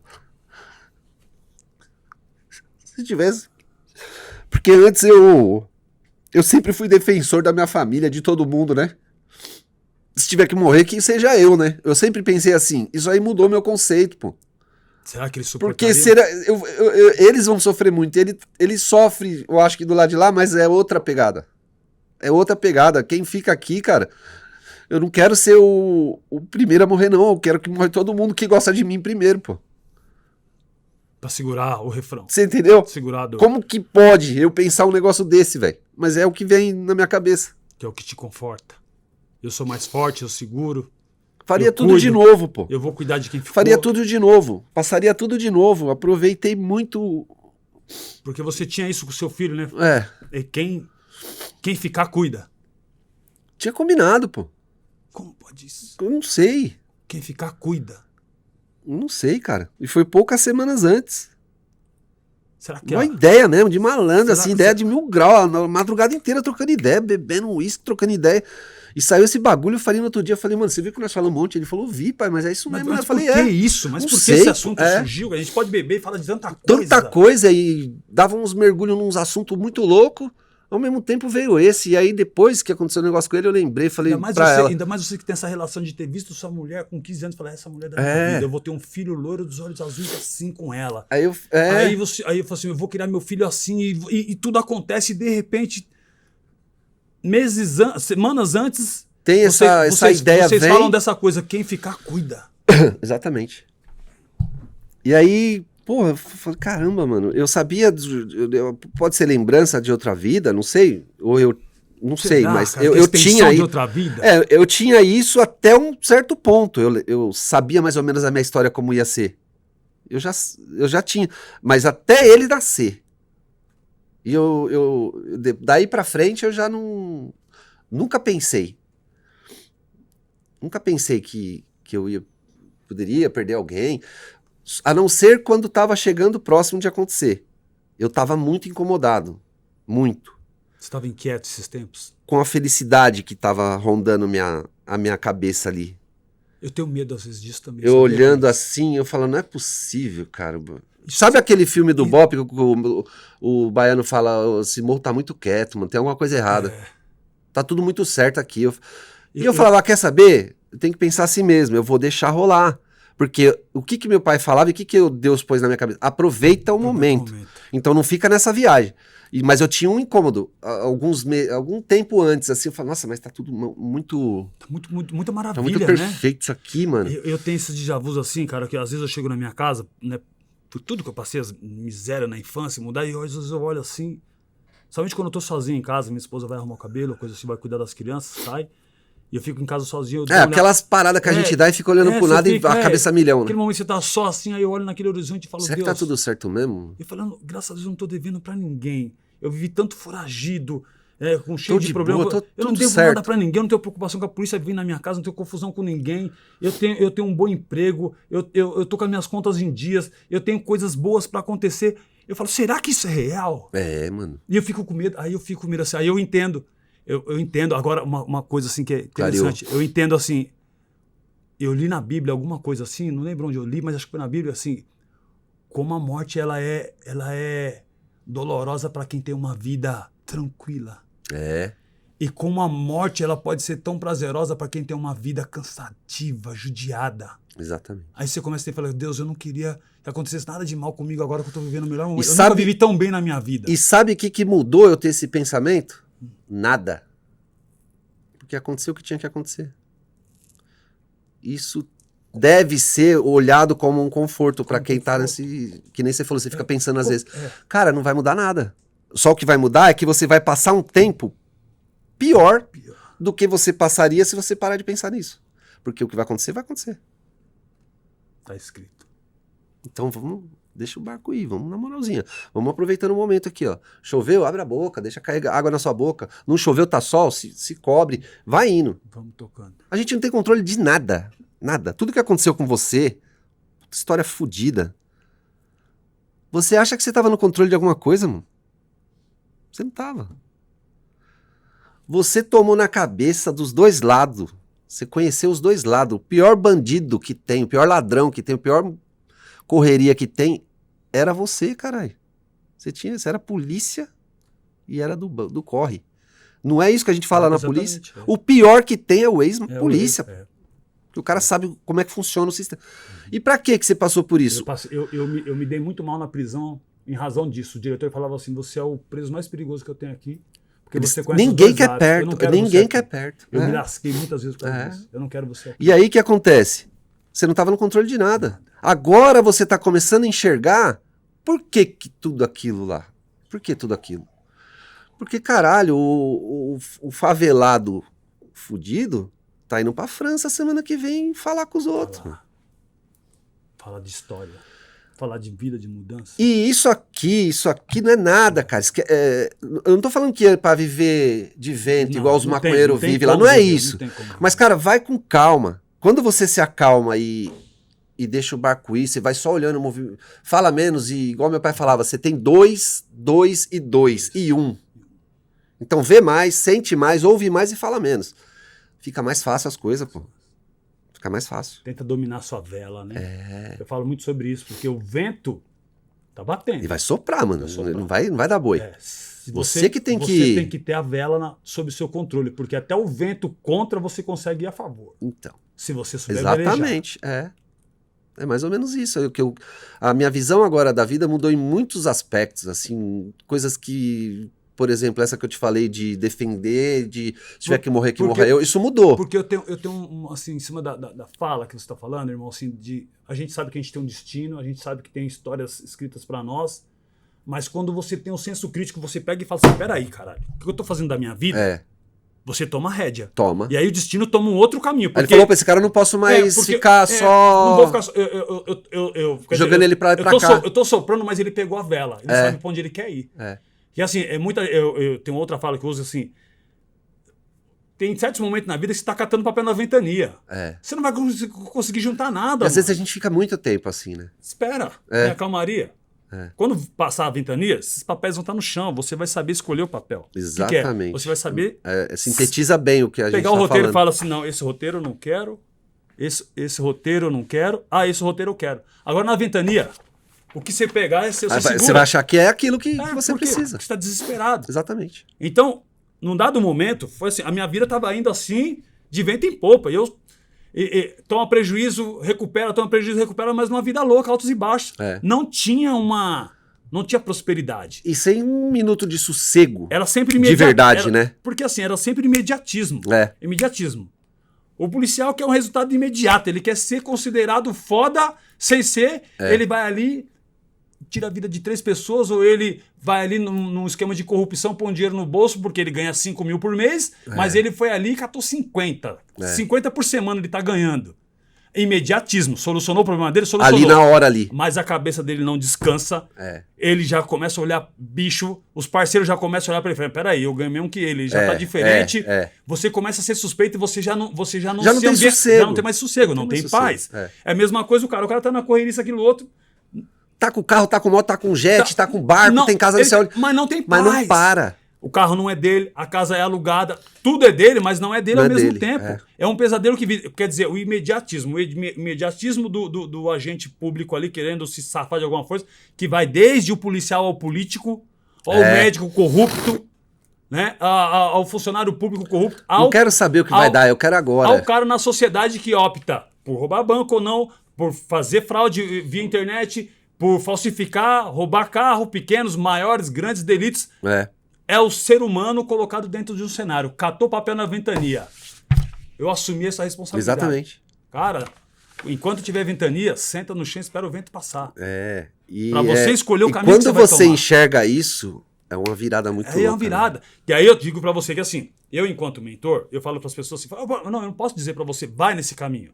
Olha, nesse caminho, probabilidade de dar esse resultado, nesse outro, esse resultado, porque às vezes a pessoa só enxerga um caminho, que é aquele que ela tá seguindo. Por isso ela procura um mentor. Fala, eu tô perdido. Aí você fala assim, você faz o quê? Eu faço tal coisa, eu sou profissional de tal área, ou sou músico, ou sou empresário, ou tô desempregado, ou minha vida tá perdida de maneira, amorosamente falando, ou não me assumo. Então eu falo, vem cá, quando você começa a falar assim, olha, você já parou pra pensar nessa possibilidade?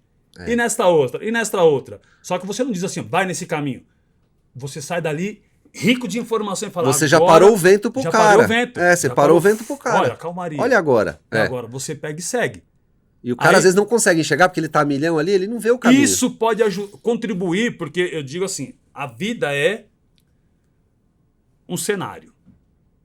Você acordou de manhã, tem um cenário pronto para você. Você levantou da cama, você já começa a atuar. Exatamente. Como é que você quer atuar? Tem os desenhos, né? Eu vou falar de um desenho aqui, ó, Leap Hard. Ó dia, ó céus, ó azar. Um tá extremamente motivado, o outro não quer saber de nada. Nessa atuação do cenário, quem vai se dar bem ou quem vai se dar mal. Exatamente. E tem uma outra coisa que eu nunca havia dito assim, gravado para as pessoas, e acho muito interessante. Vamos falar de Dick Vigarista. Corrida maluca. Qual o melhor corredor da corrida maluca? Tem lá diversos... monte, né? Carro potentes, isso, aquilo. Até Penélope Charmosa nessa corrida tem. Quem é o melhor corredor nessas corridas? Eu não lembro. Eu vou te dizer quem é o melhor corredor. Dick Vigarista. Dick Vigarista. Sabe por quê? Que a corrida mal começou, ele já tá na linha de chegada. Só que o que ele não tem? Ele não tem a habilidade de passar pela linha de chegada. Ele para antes da linha de chegada para colocar um monte de percalços para sabotar as pessoas. Ele não vai vencer. O problema não é ele vencer ou não vencer. Ele não deixar os outros vencerem.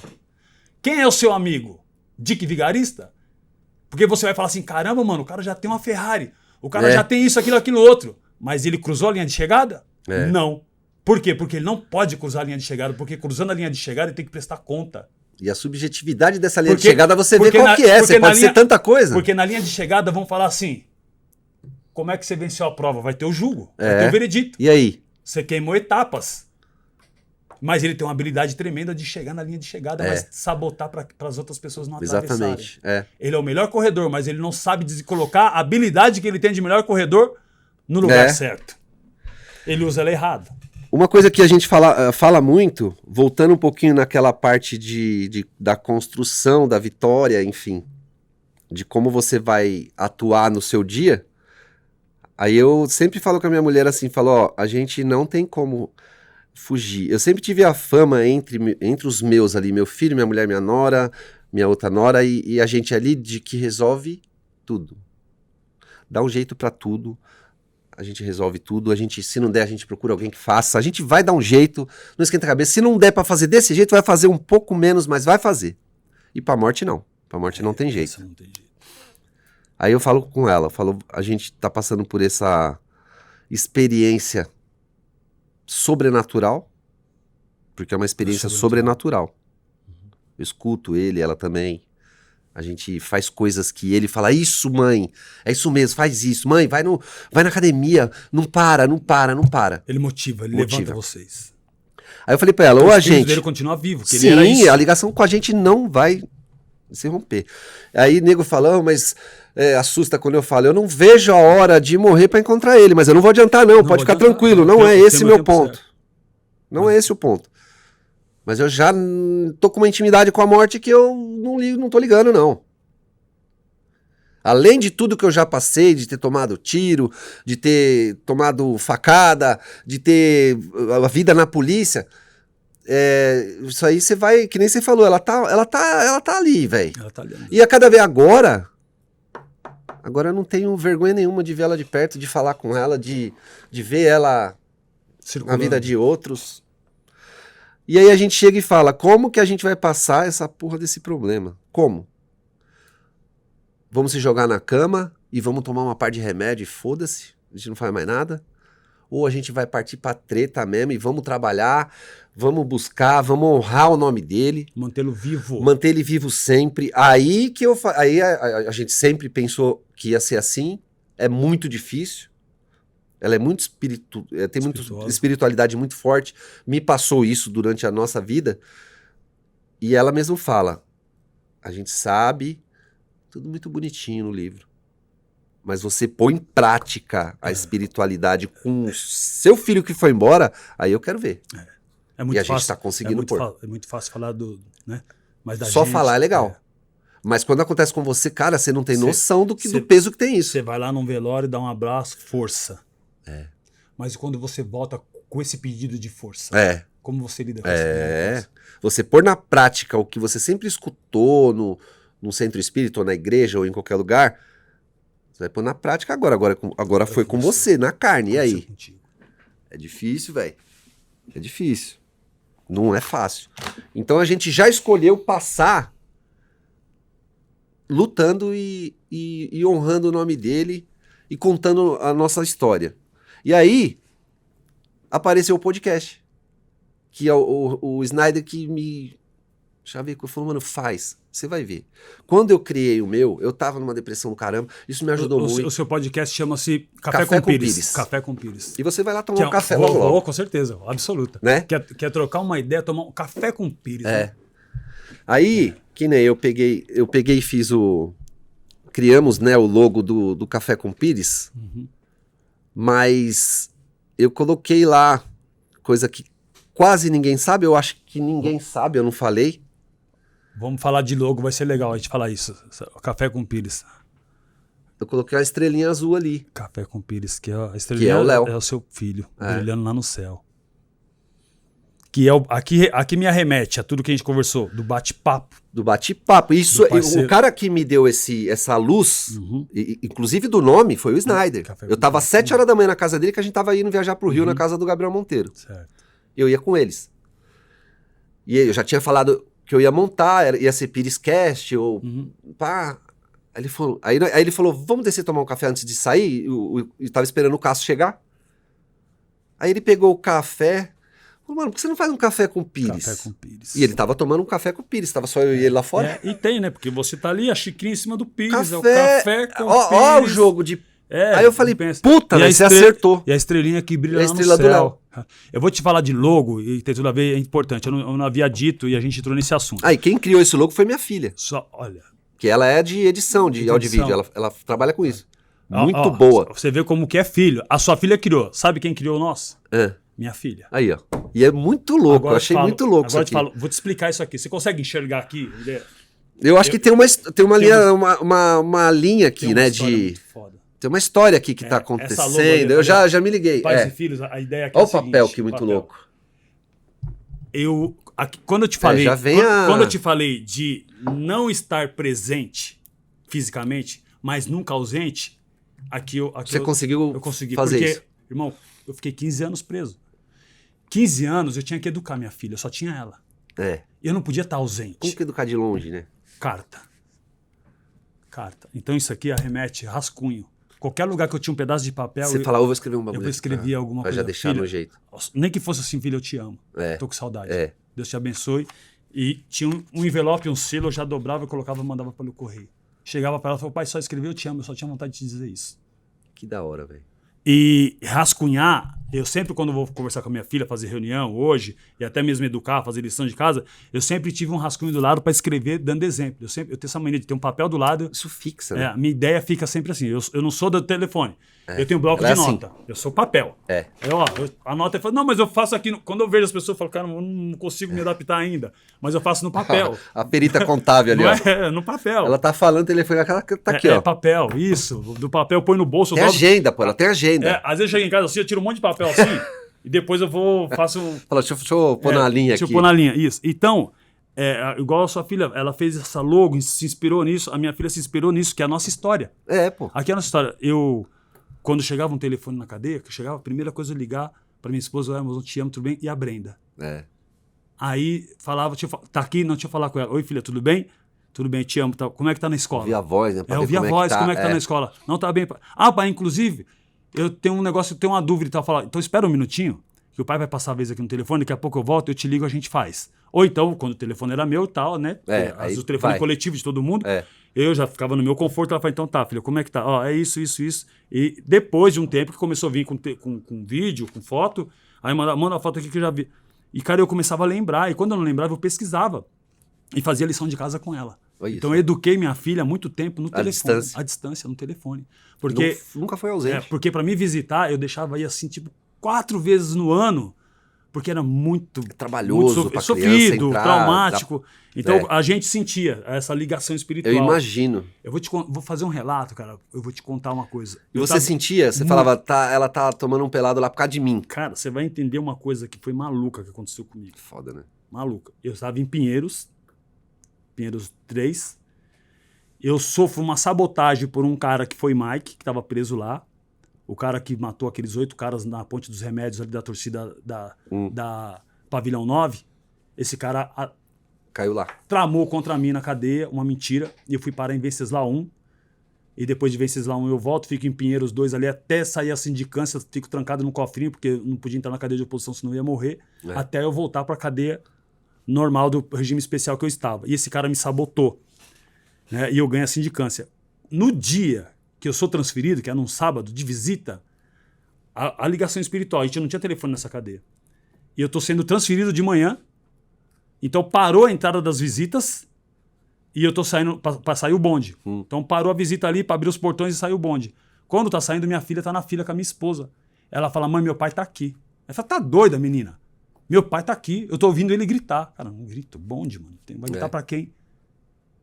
Quando fecha o portão com o bonde, fecha os portões, minha mulher entrega a carteirinha, ele fala assim, seu marido acabou de sair agora transferido aqui. Minha filha começa a chorar e fala, olha a ligação espiritual. Você estava gritando, mas não aqui, né? Eu não estava. Tava aqui. Na mente, sabe? Pensando, minha visita, minha família está aqui, meu coração apertado. E estava sendo transferido eu e o Medina. Lembra do Medina do Gatti, que teve aquele problema de matar aquela repórter e tal, que pediu o resgate? Puta, lembro. De um caso desse, que era um cara sensacional também, que foi uma maluquice que aconteceu na vida desse cara, né? Eu chamo ele de pivô, até no meu livro ele tá como pivô. Ele era o cara do Gatti, mas a vida dele virou uma loucura. Ele tem até um problema assim hoje mental na prisão, né? E eu acho na minha opinião aqui, pelo tudo que vi, ele deveria estar num presídio de hospitalar, né? Recuperação psicológica, casa de custódia chama, né? É uma coisa meio maluca. Fiquei muito tempo trancado com ele.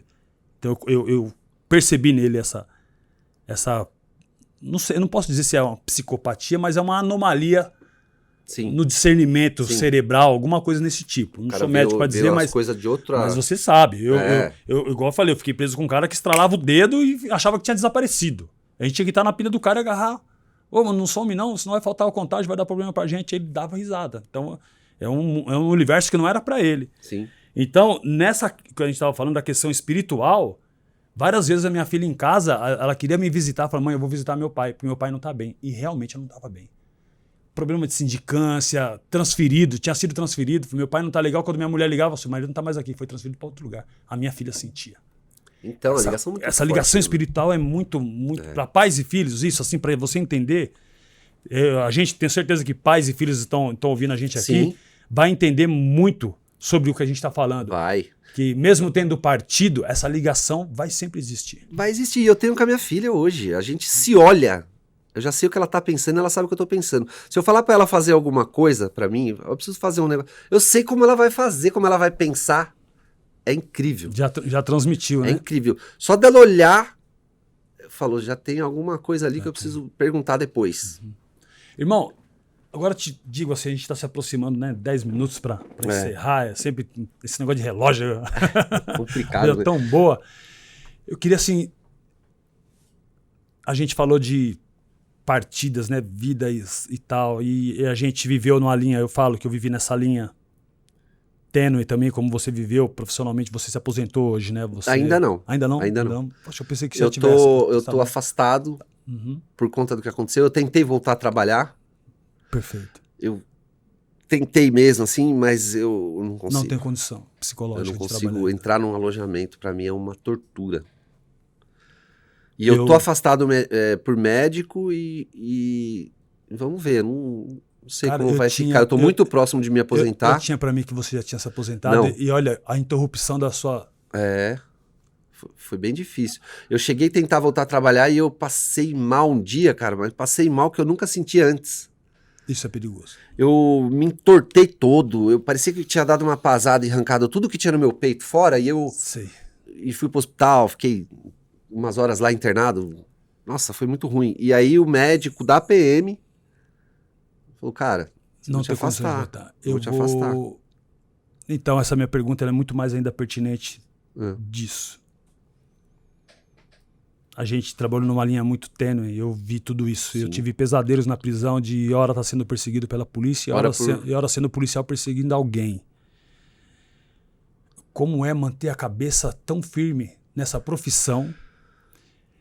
Hoje, prova disso, você não consegue voltar a trabalhar quando você perde seu filho. E nós, enquanto sociedade, enquanto pessoas, o que a gente poderia deixar de mensagem, você como um policial exemplar, íntegro, que perdeu um filho e que hoje aprendeu a lidar com a... né, tá tentando aprender a lidar com a vida e com a morte. O que a gente pode deixar de mensagem para profissionais igual a você? Né? E a sociedade também que perde muito com isso, né? Entes queridos que estão optando por uma vida maluca, né? Do ter e não ser, né? Do policial também que ele resolve ter um status e deixa de ser o profissional que ele foi qualificado para aquilo. Essa linha tênue de tá aqui, daqui a pouco tá no Romão Gomes, tá aqui, daqui a pouco pode morrer também, está aqui, pode ir pro Romão Gomes porque se precipitou e tirou a vida de alguém onde não deveria. Exatamente. E saber que a sua vida está em risco. Essa corporação está com a mente preparada para essas emoções, vivendo os tempos de hoje? Como é que está a polícia hoje para lidar com a nossa sociedade?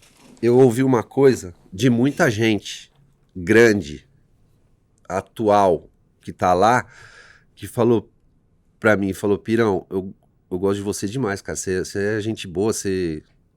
me ensinou a trabalhar, às vezes, muito major aí, capitão.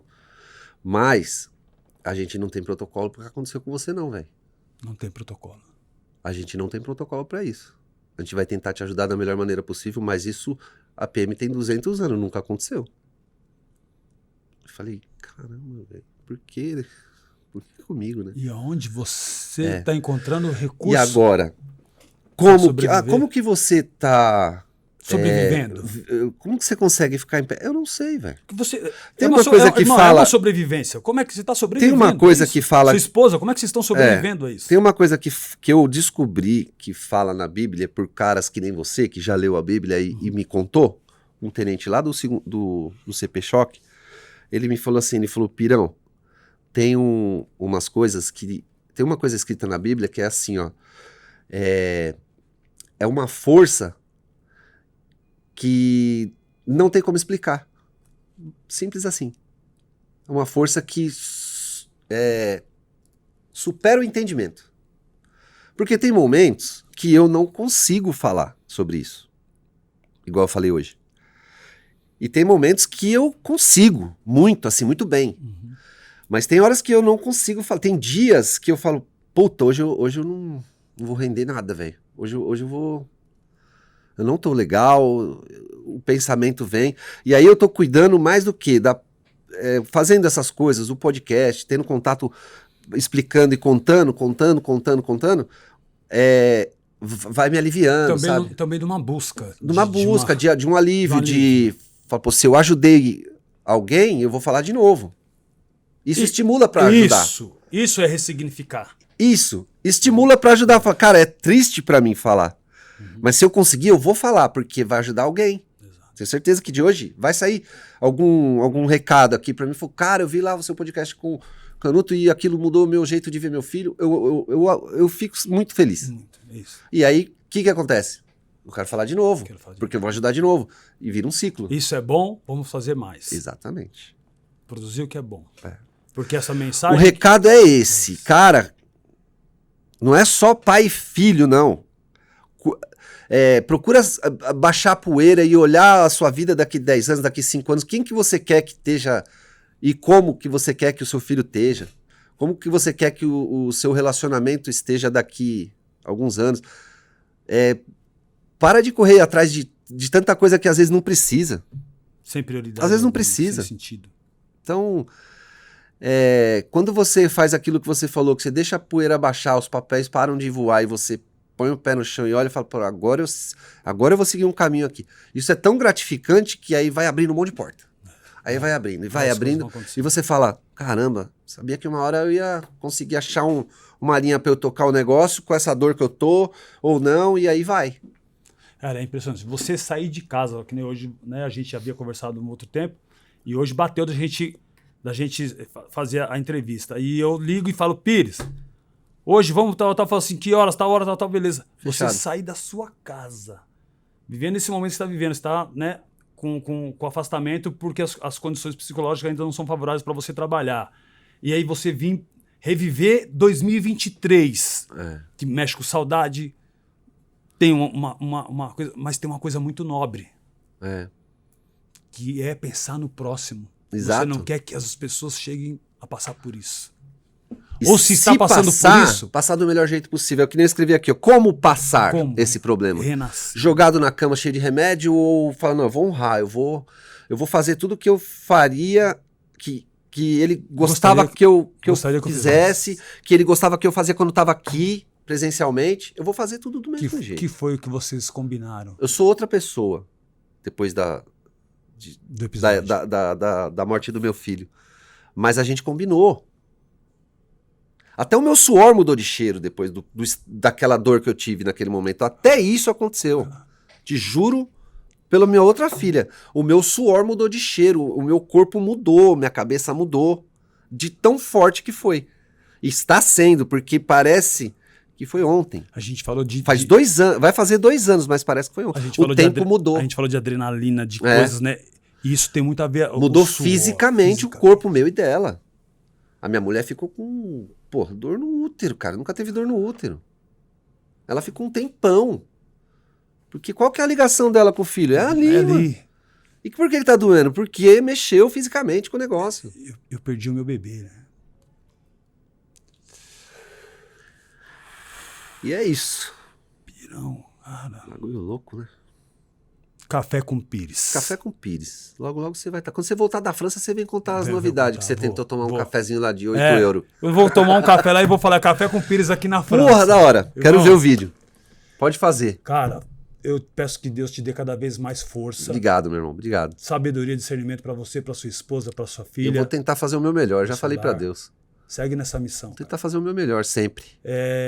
A gente tem que entender os planos de Deus na nossa vida. E nada é em vão. Não. Então, se entender os planos de Deus significa superar tudo isso, eu vou o insuperável, superar. Superar o insuperável, porque Não está aqui, Tá, mas está ao mas mesmo está. tempo, no fundo do coração. E se a gente levar nessa linha, a gente consegue, porque conforta. Fala, não, peraí, não é tão feio assim o negócio, eu vou E conseguir. quando a gente fala para as pessoas de amor, a gente está falando disso. Aí a saudade é do tamanho do amor. E aí eu vou viver esse amor aí, vou viver ele até o meu último dia aqui.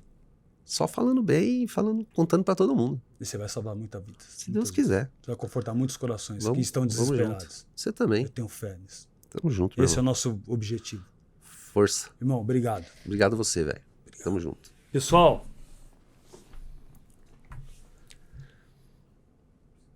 abrace. Ame. Aproveite o momento. Porque quando parte não dá mais tempo. Faça tudo, né? Faça tudo que você pode fazer pra ficar bem. Porque uma coisa que eu não falei aqui, mas eu vou falar agora. Eu não tenho débito nenhum. Eu não tenho dívida emocional nenhuma com meu filho. Eu vivi tudo que eu podia viver com ele e falei tudo que eu podia falar. Eu falei que amava, eu beijei, eu brinquei, eu saí na porrada pra brincar, eu briguei na rua, eu catei ocorrência, eu salvei gente, eu tirei nossa marmitex da viatura pra dar pra uma família, junto com ele pra ele ver como é que funciona e tal. Eu fiz tudo, eu não tenho débito emocional nenhum. Toda oportunidade que você teve de transformar ele num cidadão melhor. Eu olhava e falava, agora, eu preciso mostrar agora, porque tem que ser agora. E foi, eu não fiquei com débito emocional, eu só tenho saudade. Você queria só um pouco mais de tempo com ele. Porra, velho. Todo o tempo do mundo, né? É o que a gente quer. Pessoal, toda a vida tem importância. Toda. A vida de um filho de um policial. Você tá entendendo o que eu tô te falando? E a vida daquela senhorinha, do filho daquela senhorinha. Ele viveu toda a emoção. Primeiro, com 19 anos de idade, a primeira pessoa que parte na sua mão. E ele pede desculpa por uma mãe.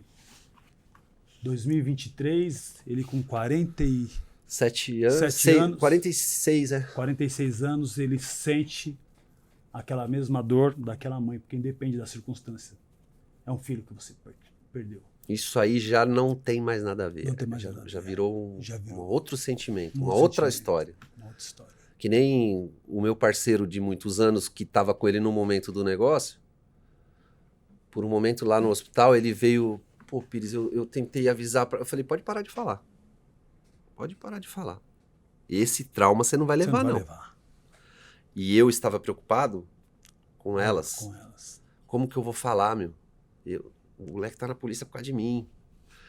Ela chegou, a primeira coisa que eu falei, me perdoa, meu amor. Será que vão virar contra mim? Me perdoa. Ela falou, não pede perdão, você tá louco. A gente perdeu junto, é o que tinha que acontecer. Isso na hora, no calor da coisa. Que sobriedade. Tinha 100 pessoas olhando isso. Que sobriedade. Esperando a reação dela. A psicóloga dela fala, eu vi, eu não acreditei no que vocês fizeram ali. Foi muito louco. E você conforta o amigo... Pra não deixar rastro. Fala, meu, você fez o que você tinha que fazer. É sobre ele, não é sobre você. Era até aqui. Eu não podia deixar isso. É até aqui. Pessoal, ame, beije, abrace. Pais e filhos. Beijo pra vocês. Valeu, meu. Pirão. Valeu, mano. Abençoe, Foi muito da hora. Força. Tô feliz.